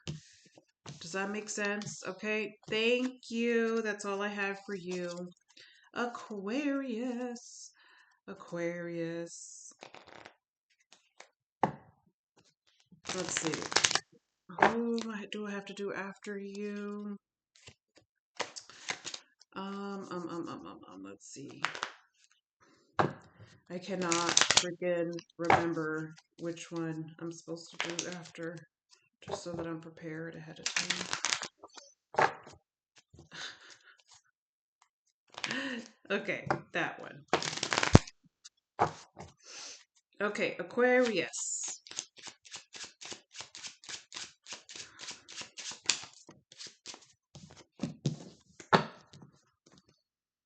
You are ready to have a family. We talked about this.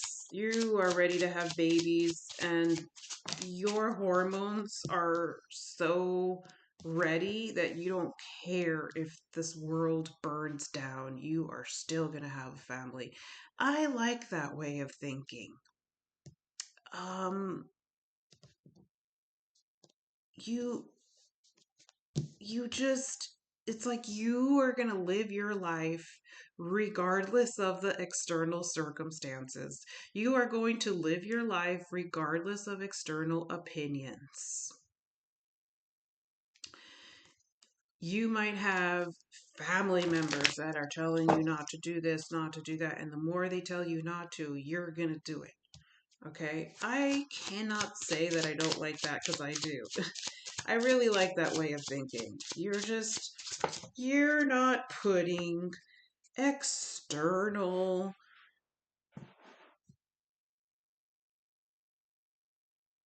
circumstances into consideration. You're like, you know what? What happens outside?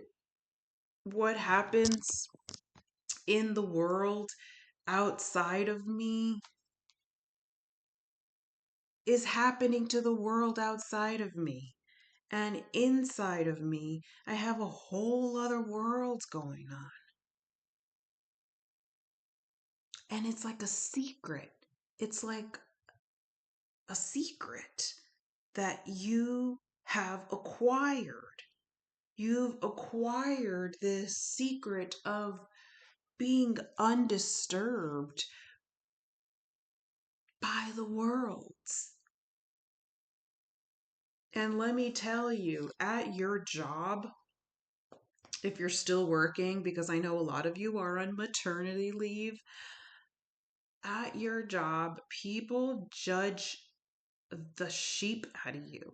They criticize you. They criticize what you wear, what you say, what you plan. When you're not there, you're the T. Aquariuses are most likely the T at your place of work right now. People just can't stand that you are unbothered. You are unbothered. You even sense haters at your job. You can sense that people are kind of like secretly hating on you, and you're unbothered. You're like, I don't care. And the more unbothered you are, the more you win, honey. The more you win. So continue being unbothered and continue creating an entire life without a care in the world. Does that mean that you have no sympathy? Does that mean that you're cold? Does that mean that you're careless? No, no, no. It does not mean that, but that's how people kind of portray you, but it does not mean that at all. It just means that you have found the secret when dealing with the evil in this world, you know, and I don't even know if you're aware of it, if this is something that you just do subconsciously or if you're aware of it, but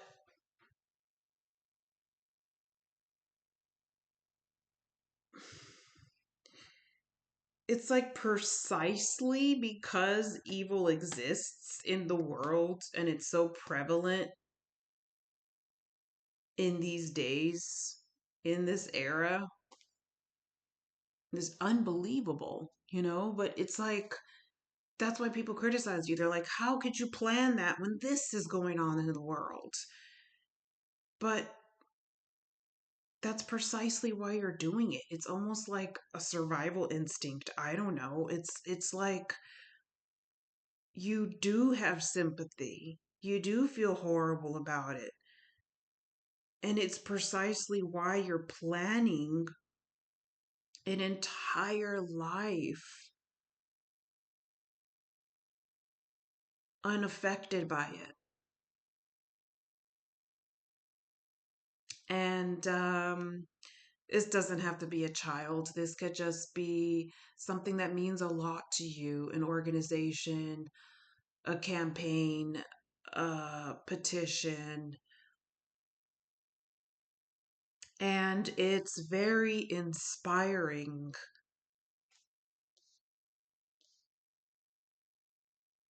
because, as far as I'm concerned, everyone is doing the opposite. Like, look, Aquarius, you made me cry. Your energy made me cry. Like, your way of looking at things made me cry because the majority, the masses of people are doing the complete opposite. They are living their life accordingly, logically, reasonably, according to external influence. Is that not exactly what the enemy wants us to do? For us to be in fear? You know, I even admit it. I want to have children. I want to have more children, but I think about the external circumstances and gosh, what a horrible time to have children. Meanwhile, you're over here completely planning a villa of extended family and just all these plans that you have. They're not coming from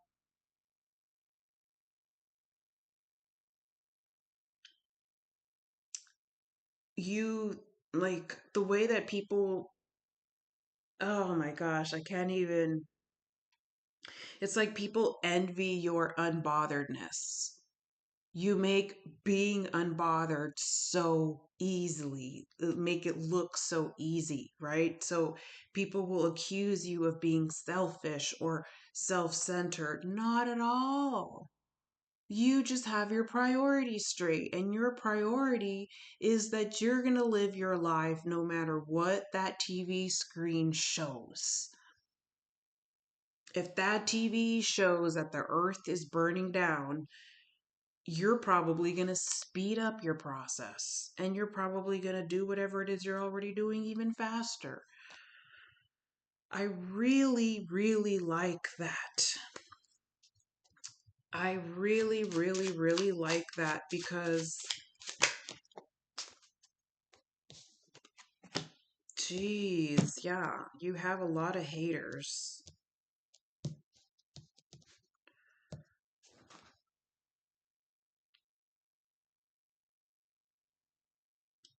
And sometimes they make you cry, and you cry because they accuse you of being selfish and self centered because you like to take care of yourself and your person. Like, your person, do you have a person? Maybe I should stop saying single, single because, I mean, and no one is single, single. Everybody has someone they're interested in. Yeah. You have someone that's jealous of your commitment offers, or if you are in a commitment, they're jealous of your commitment, jealous of your family, jealous of your plans, and they don't even want your person. Some people are just jealous just to be jealous.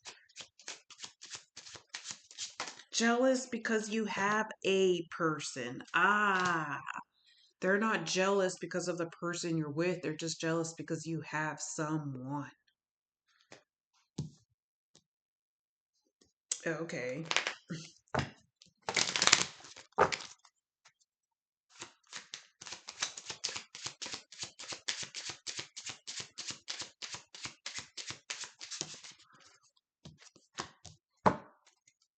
For some of you, you might have had an ending because of an interference, and your priority is like you are planning your life and your life is going better now. No matter what, your life is going better now because you're prioritizing your life, not just yourself, but your life. And that bothers people. Okay, well, they can be bothered then.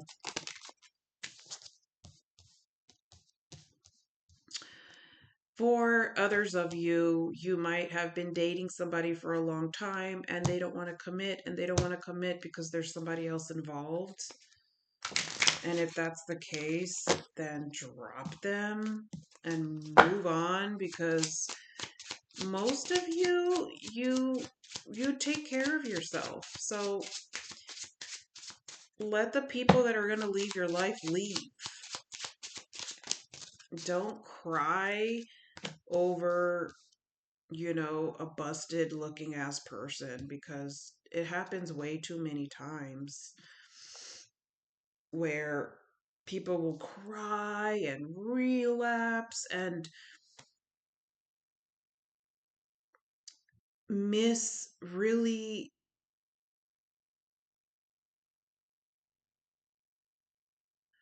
precious moments, precious memories that you're never going to get back.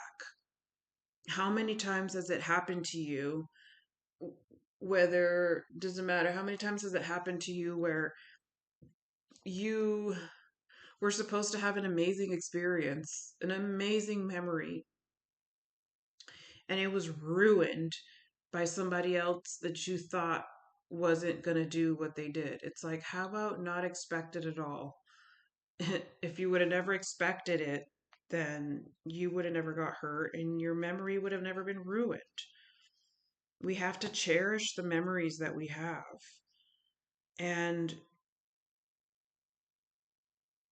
like children, for example, can you imagine how many children are emotionally neglected because the parent, the mom, is fighting with the father or vice versa, and the parent misses out on the best years of their life raising babies or raising children because they told themselves that they wouldn't be happy unless they were on good terms with the parent of the other child. And who misses out? Who misses out on all those amazing memories? The one who had the expectations. So cherish the memories without expecting anything from anyone that will possibly ruin that memory. That's all that I have for you. Gemini, Gemini. Let's see. Okay, Gemini, you need to be careful, okay? Please be careful, Gemini, because you're so open right now. Gemini, you're so open. You finally got out of your cage.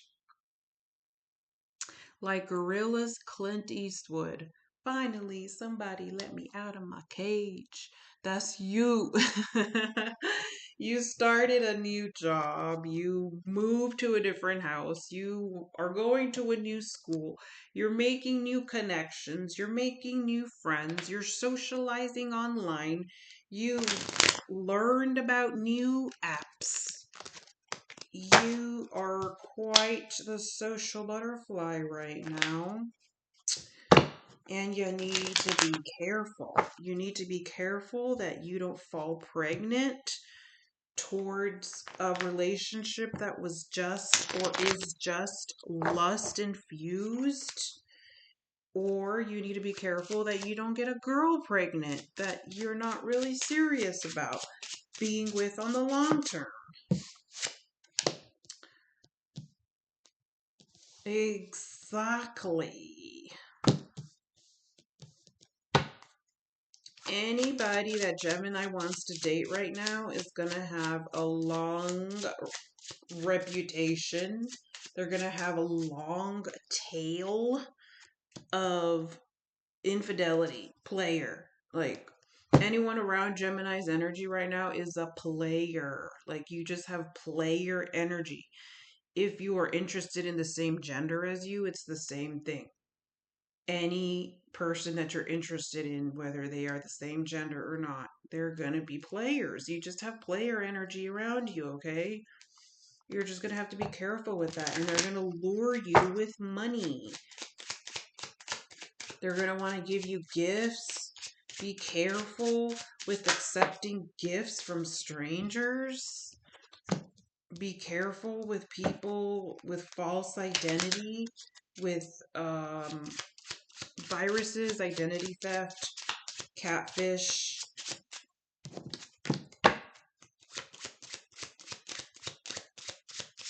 Don't you dare commit to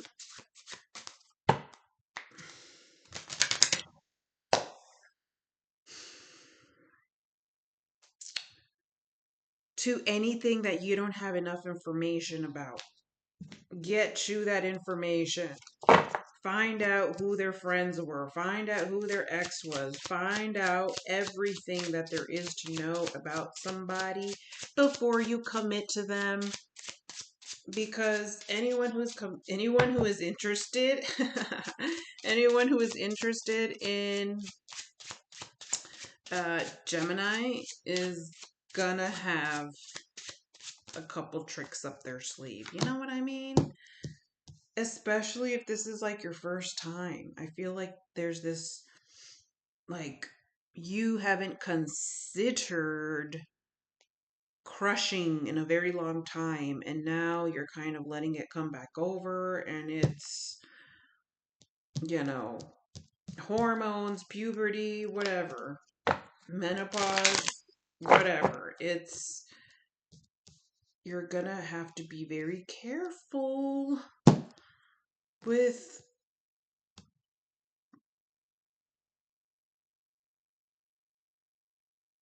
deciding. I feel like you're gonna be overwhelmed, and it's best to just stay single until you have more information. Don't crush on somebody just because there's an initial attraction, because that initial attraction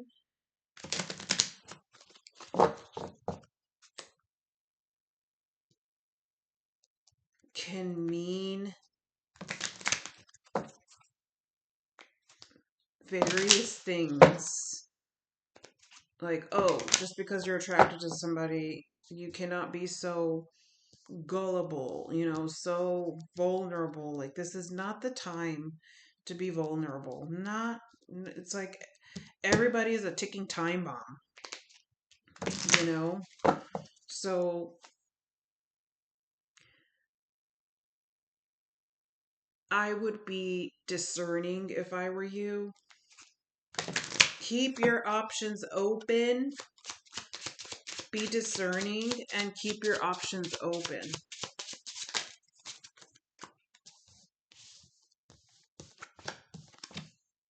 And don't commit to absolutely nobody, and don't be promiscuous.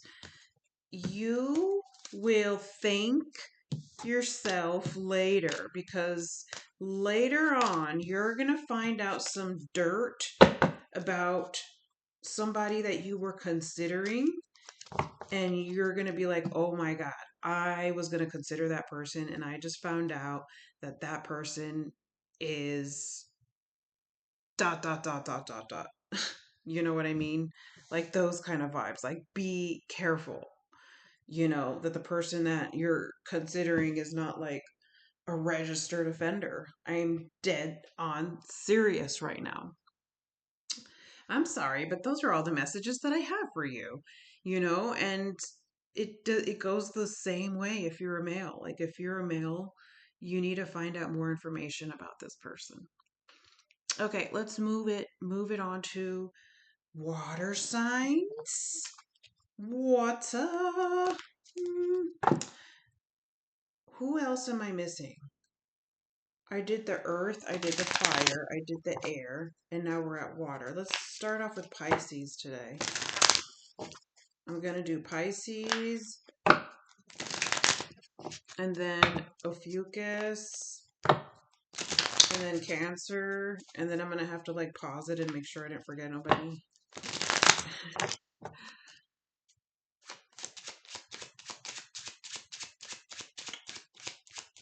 Pisces.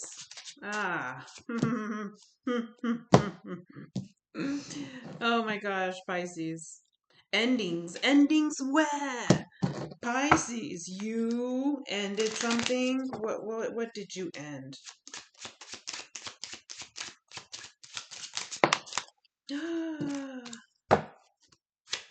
You cut it off with somebody? There was a breakup? Ooh, you guys broke up? No way. No way. These are just collective readings, okay? If it's not your story, it's somebody else's story that needed to hear it. You know, if my readings don't resonate with you, there are hundreds of other lovely readers out there that have different styles of reading. Okay, Pisces. Dun, dun, dun, dun, dun. An ending. Okay, this is a really weird reading. It's like there was an ending. This is for some of you. This is for like a certain narrative, a certain story that I'm picking up on. It's like there was an ending, there was a breakup.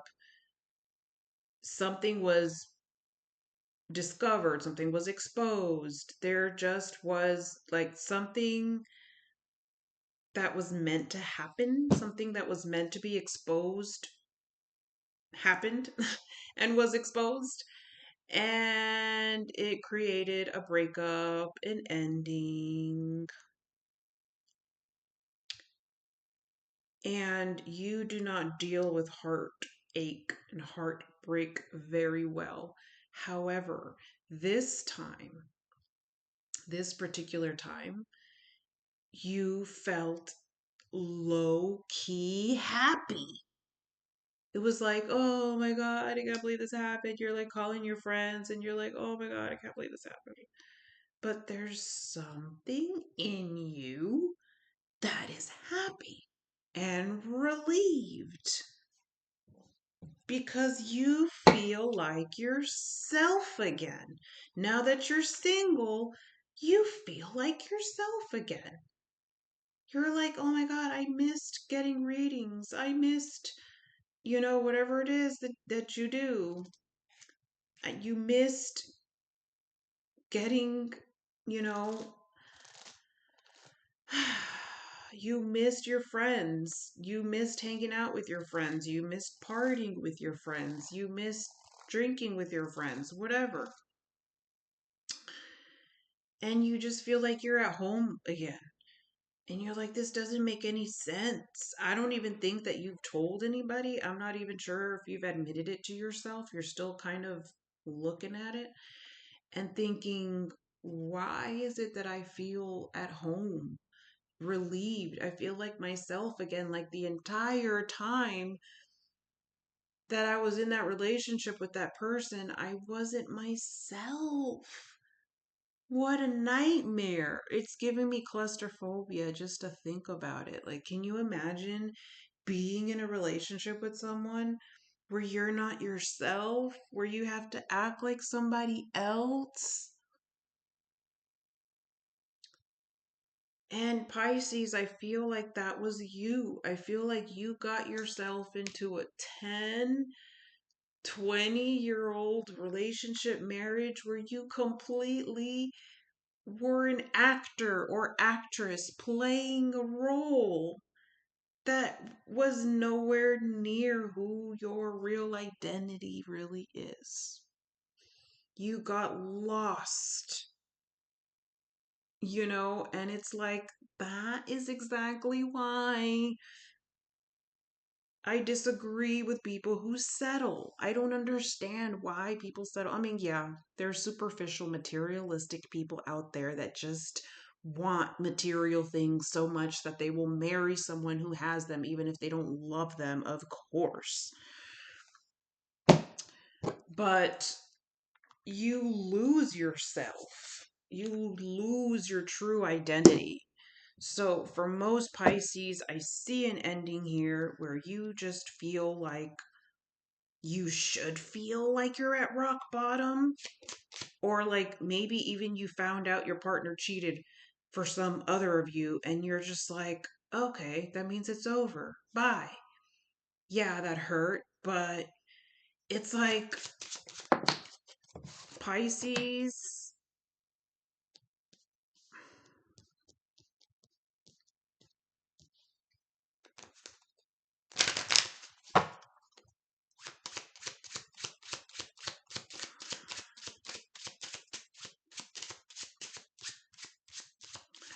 You are so traumatized being with the wrong person for so long that you don't ever want to get into a relationship again. You don't want to get married. You don't want it. You're like, and you will even admit it to yourself. You're like, you know what? I settled. I settled for 10 to 20 years. I regret it. But you're never going to settle down again. Like you feel like you never ever want to settle down again. Not because of the pain that you went through, but because of who you had to pretend to be. You don't ever want to do that again. You don't ever want to do that again. And it's so ironic, isn't it? Because you are usually the one that likes to role play. Oh my God. And it's like this time you were defeated by your own game of role playing. And it's like something gave out, something just collapsed out of nowhere, almost like some supernatural force saved you from the person who you settled with. Oh my gosh. Like, I hope that cross watchers, I hope that cross watchers of Pisces never watch my videos because I don't, I'm not gonna sugarcoat. I am just not gonna sugarcoat, you know? It may not be a reading.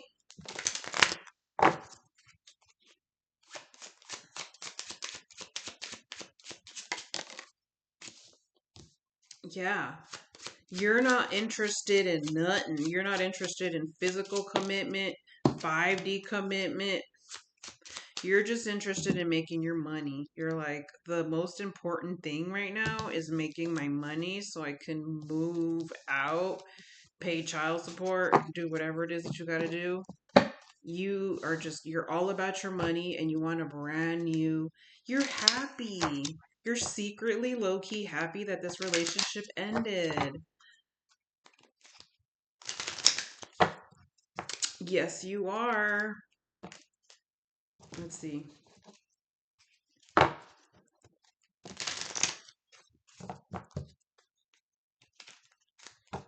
It's stressful, but you're happy that there's an ending.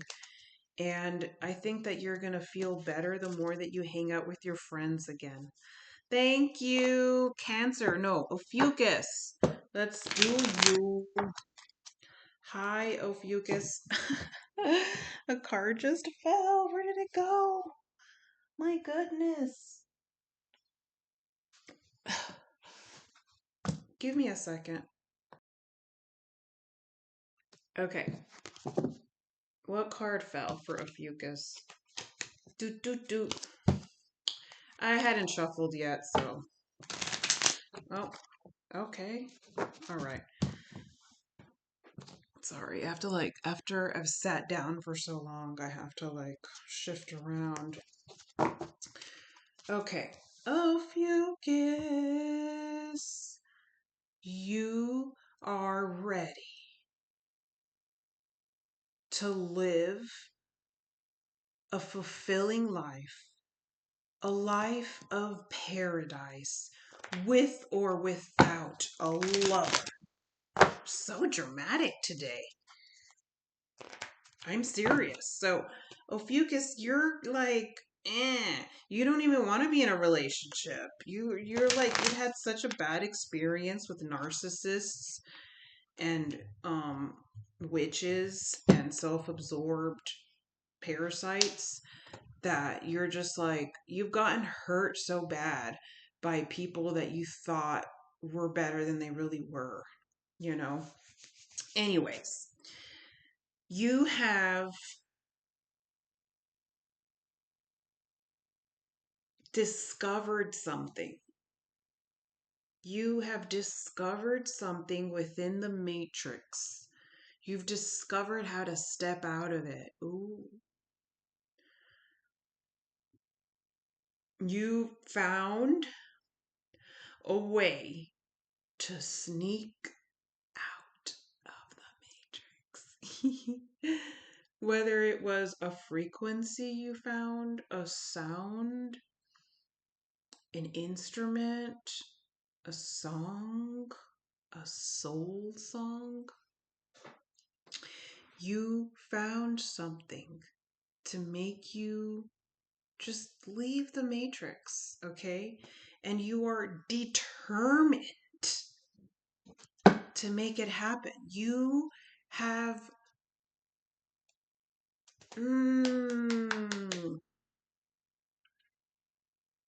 not hacked, because hacked is like incorrect way to get into something. It's like unlocked is not satisfying enough. It's like you broke a certain code. There is something that you have done. You may not even be aware of this. This might be like, you might not even be aware of this, that you've been able to do this, but it's like you have found the glitch in the system. You found the weak points. And you realized how you're going to be able to obtain something. You don't have it yet, but you figured out how you're going to get it. It's a lifestyle. Like some of you, this could be where you're saving up to buy land, you're scheming like an off-grid community, joining a franchise to buy a villa together and go off-grid, you know, something like that. And determination is not the right word. It's like you're gonna get it. You're not just determined, it is your mission.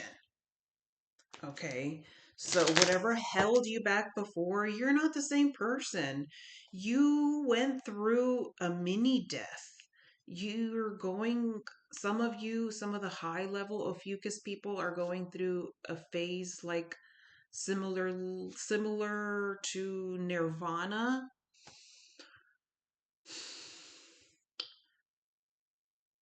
Cracked. That's the word I was looking for. You cracked the code in some area of your life. And you might be having dreams of the future where you just know you've seen what is your inheritance and you know how you're going to get it.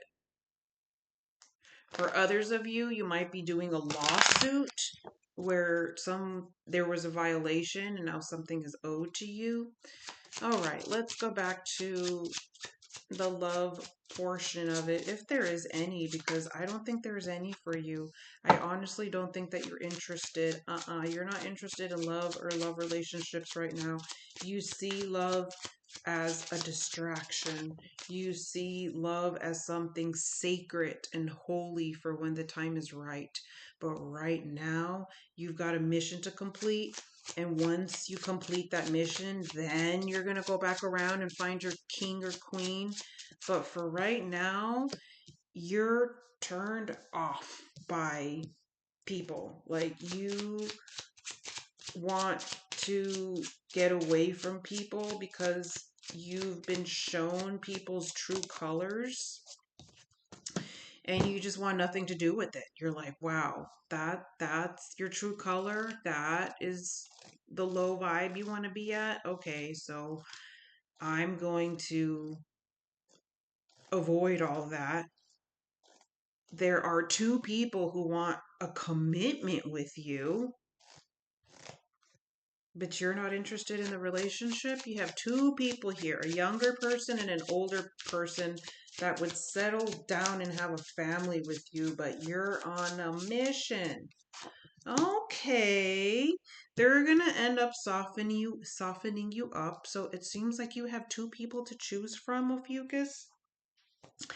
And they're going to soften you up and convince you that they can help you with your mission. You're so excited about your mission that you talk about it a lot, and when you mention it to them, they're like, "I'll help you."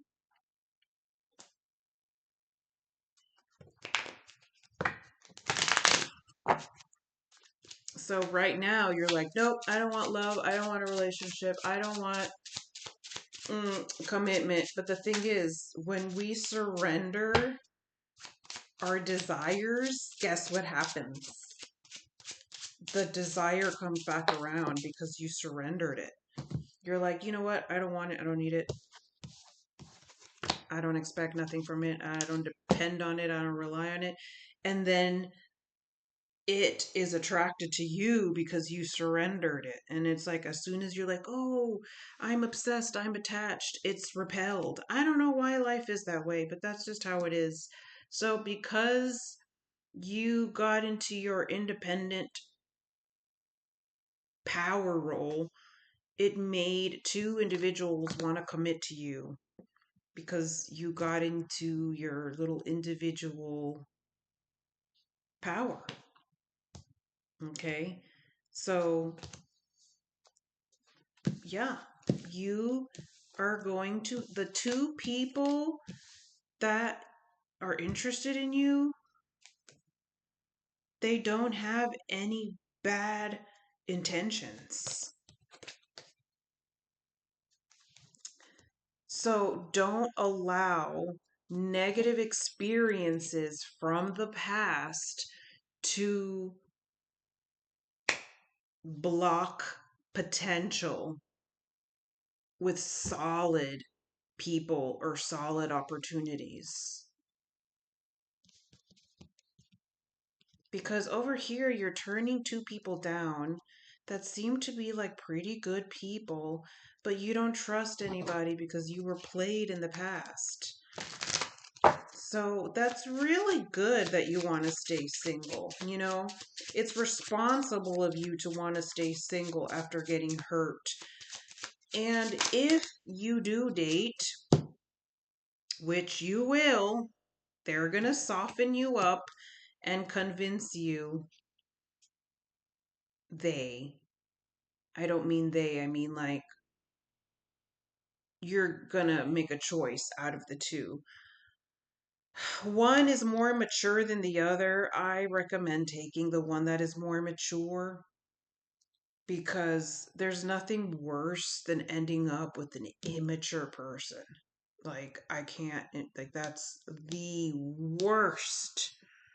You know, ending up with an immature individual, even if they have good intentions, is like you want to be with the person who is more mature. But that's just me. It's up to you. You're going to choose between the younger one or the older one. There was one more thing I wanted to say. Um, you're doing the right thing by not wanting to be with anybody because you got hurt. However, if you do date while still having a sting or a bad taste in your mouth from the last person, be honest about it. Be honest. Say, you know what? You're trying to rush me into a relationship. You're trying to rush me into something serious. Are you sure you want to do that? Because I still feel a sting from my last relationship that screwed me over. If you're okay with that, if you're okay with the fact that I still feel a little sting, then sure, let's move forward. But if that bothers you, then give me a little bit of time. to get rid of that little sting and get into a solid relationship with the person that you choose, because you're going to have two to choose from.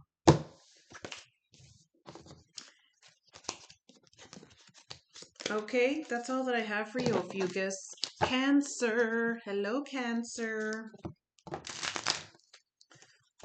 Cancer, Cancer. You're another one of those signs that you're usually married and in a relationship at a very young age. But for those Cancers that are single, or yeah, maybe I should stop saying single. What am I supposed to say? Limbo? All signs, limbo reading. Are you in limbo? Okay, so Cancer, somebody wants to commit to you, and you don't know if they can be trusted because they look real good. And you've had a bad experience with people who look really good and polished. They've usually been the worst ones with your heart. So you're like, oh no, another good looking person. Oh, they must have terrible intentions. And we have to stop doing that. We have to stop making your current person suffer because of BS that the past person did. That's like one of my pet peeves in collective readings is how much people make the person who doesn't deserve suffer because of a grimy person from their past that broke their heart. Well, guess what? They were meant to break your heart. Hello? They were meant to break your heart so that you would be single and available for the one who is truly for you. I'm not saying you, I'm just saying generally speaking. Cancer.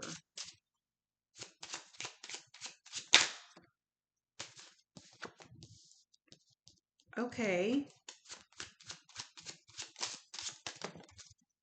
The person that you're interested in is trustworthy. Okay. This is just a collective reading. If it's not your story, it's not your story. But the story that I see right now for Cancer is that the person that you're interested used to be a player. They used to be a player. They used to be a little hood rat. And not anymore. It's like they are so attracted to you. Like, okay, usually the person that you're interested in was attracted to people in the past for superficial reasons. You're the first person that they're attracted to your soul. They look at your eyes and they can sense and feel your spirit. And they didn't do that with any of the girls from the past.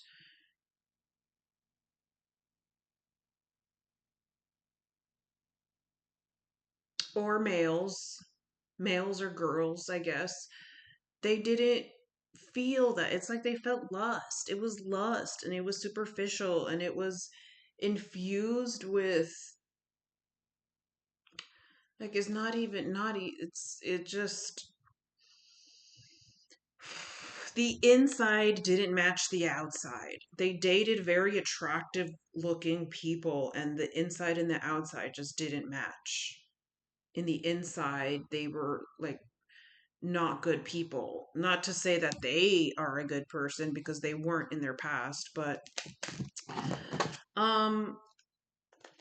they met you, and when they saw your eyes, they felt a soul attraction they've never felt before. Usually when they meet people, it's like, oh, you look good, I'm attracted. You look good, I'm attracted. I'll settle for you. Oh, you're okay. Oh, we're friends. There's no one else in our lives. Circumstantial. But with you, it was like, wait, they feel something. They feel something not because of your body, but because of your eyes. Your eyes make them feel alive.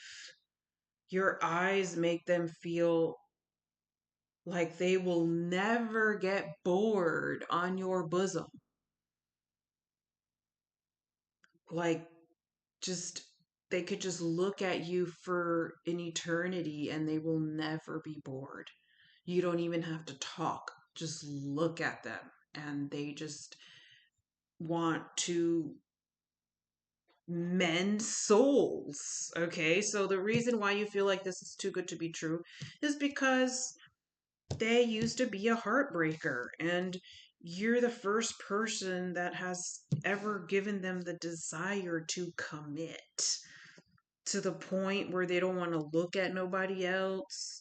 They don't want to court nobody else. They just want you to themselves, and they don't want nobody else to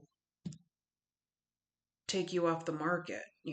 They're like, this is mine, this is who I want right now. If they are silent, they are silent because they are afraid of their own feelings, because they've never felt this way before, because they used to be a heartbreaker. And now for the first time, they're like, I want commitment. So give them some time. They're scared of their own feelings and emotions towards you. They're scared of the fact that they can recognize your soul and spirit. And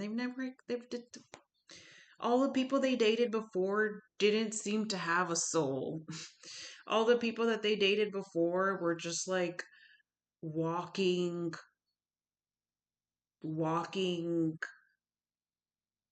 TikTokers that just do TikTok and nothing else, and they have no personality, no soul, no characteristics. They're just self-absorbed Barbies that it's like to the extreme.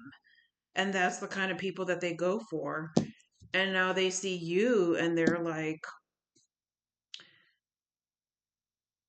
they're scared of their emotions, okay?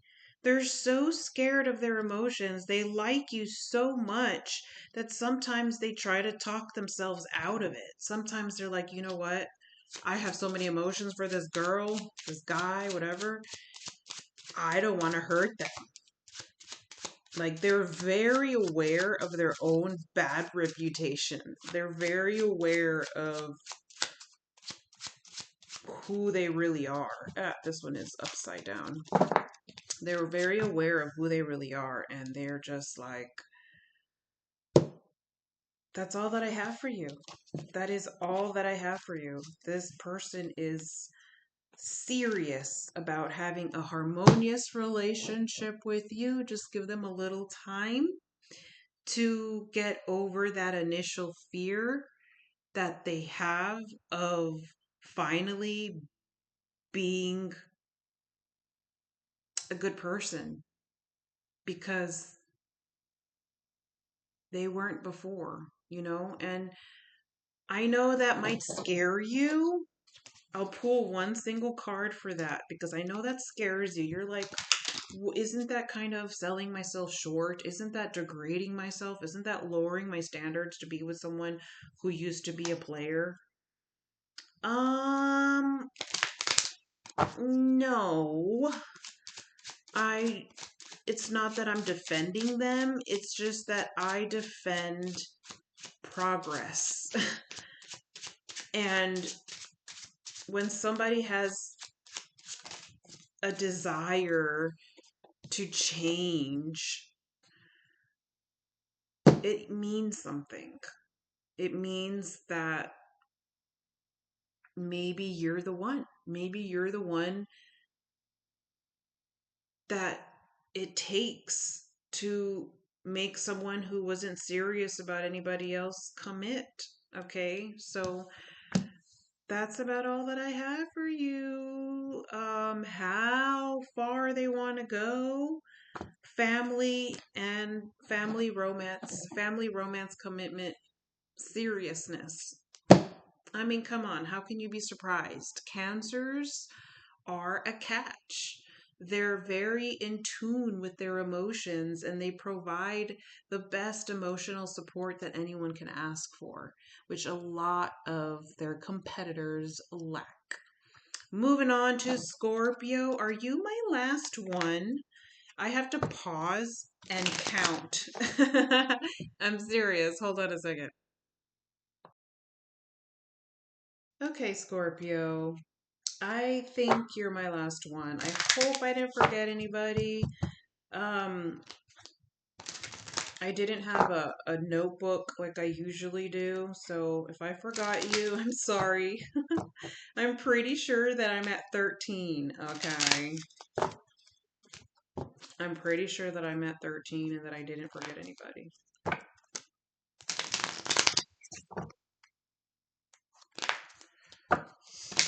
Okay, Scorpio.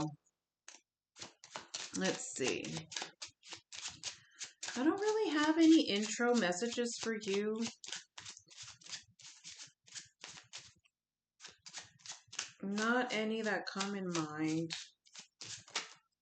Oh, really? So, Scorpios, I'm not surprised to see you interested in love, in romance. You're tired of not having it. You've tasted it before and you want it again. The reason why your past relationships did not work out was because they were meant to be with other people. Okay? It's not because anything was wrong with you. There were interferences. There was witchcraft in your past, and you sometimes go back and think, you're like, oh, wait. What about that relationship? It was witchcraft that took it away. It was this, the da da da da. Source uses dark circumstances for its upliftment. So sometimes unfortunate, dark things happen during relationships because God is using the dark side to extract an individual that is not meant to be with a certain individual. So that is why none of your past relationships worked out, were because they were not meant to be with you. They were meant to simply provide experience. And not only that, but sometimes it's meant to be to date certain people because they keep you available for the one that you were supposed to be with. So let's say you're in a dynamic where you got ghosted and someone was on and off playing games with you, ghosting you. That person is doing you a favor in the long run because the whole time that you spent waiting for them, the whole time that you spent getting ghosted by them, being left on red by them, they were doing you a favor because they kept you single. Because you were with the person who was a ghoster, they kept you single, they kept you led on, they kept you hanging. And then finally, you cut them loose. And you're like, you know what? This person is so inconsistent. There's no persistency, there's no emotional maturity. I'm just going to cut them off. And then you look back and you're like, wow, I was in that in and out relationship for like 2 to 3 years, some of you 4. These are just examples. And then you go back and you're like, wait a minute, you, while you were getting ghosted, you were celibate. While you're being ghosted, you're celibate. And while you're celibate, it's like you are spiritually available to get captured by your true love.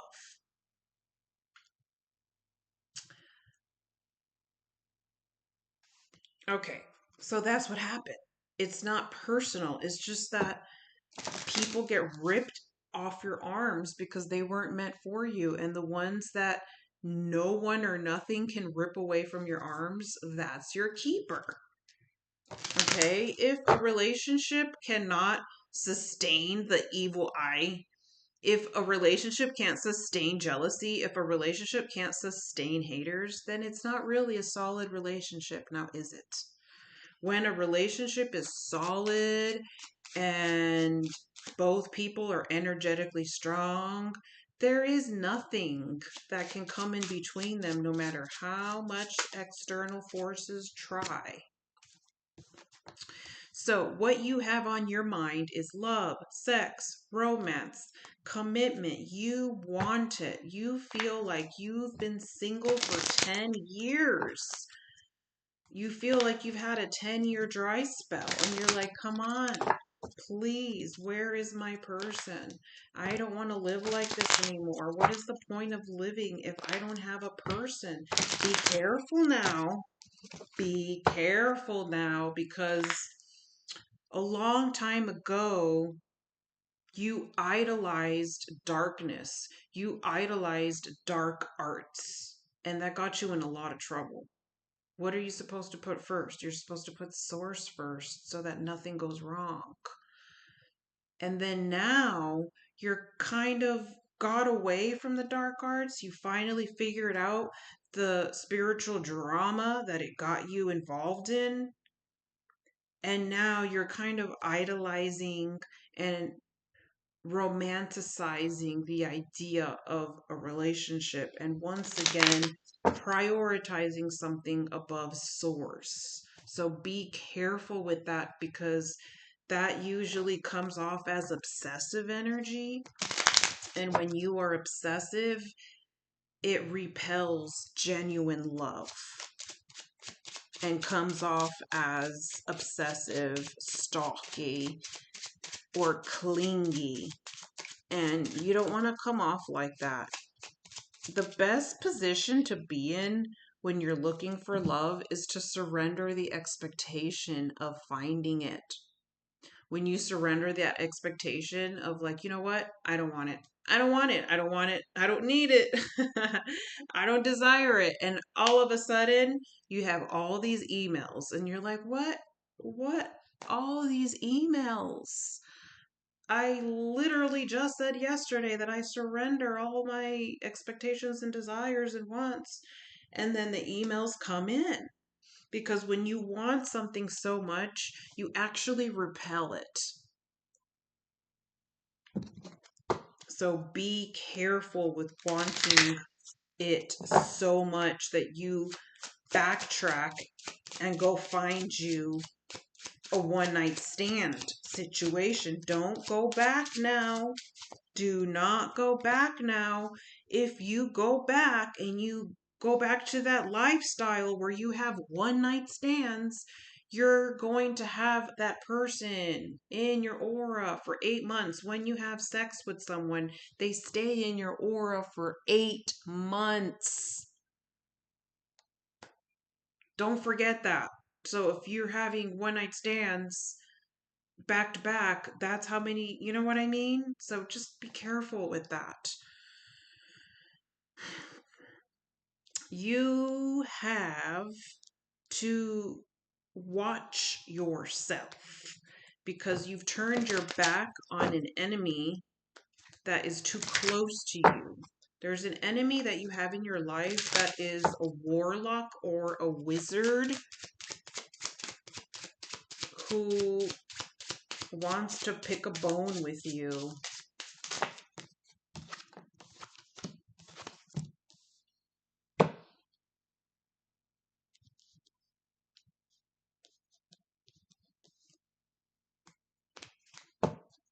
For some of you, you might have two men that are fighting for you. You might have an ex-wizard warlock that is interfering with you and your person. This could also be, did I say ex already? There's someone who you can have it all with, but there's someone else interfering. And the one that's interfering is a high level.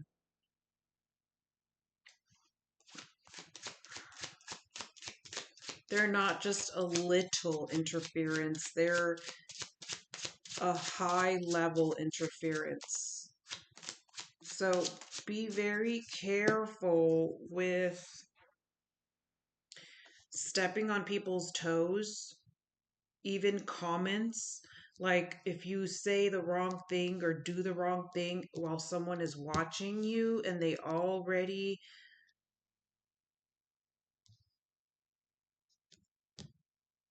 it's like there's somebody that wants you for themselves. And if they can't have you for themselves, they're going to put all kinds of interferences between you and the one that you're considering that you could possibly have it all with. These are just collective readings. If it's not your story, it's not your story and it's somebody else's.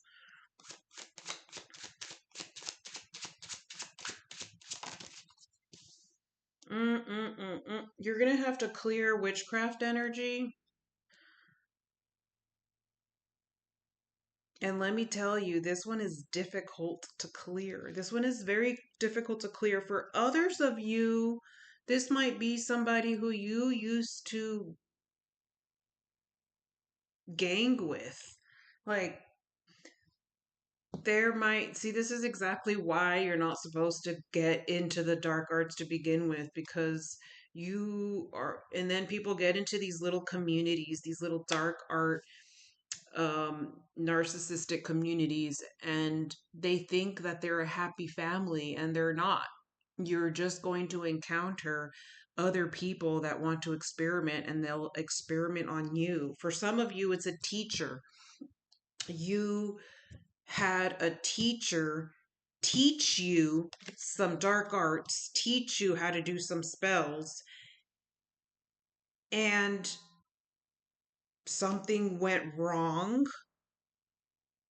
And now they are doing things to you.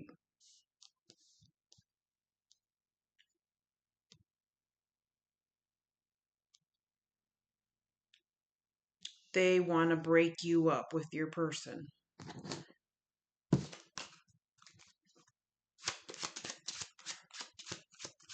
And it's a very sticky situation because they're so close to you.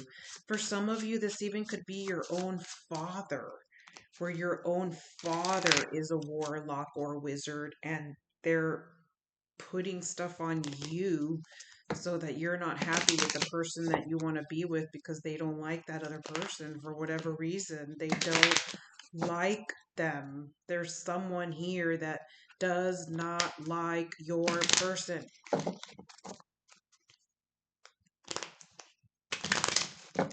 Oh my gosh, I just dropped the whole deck.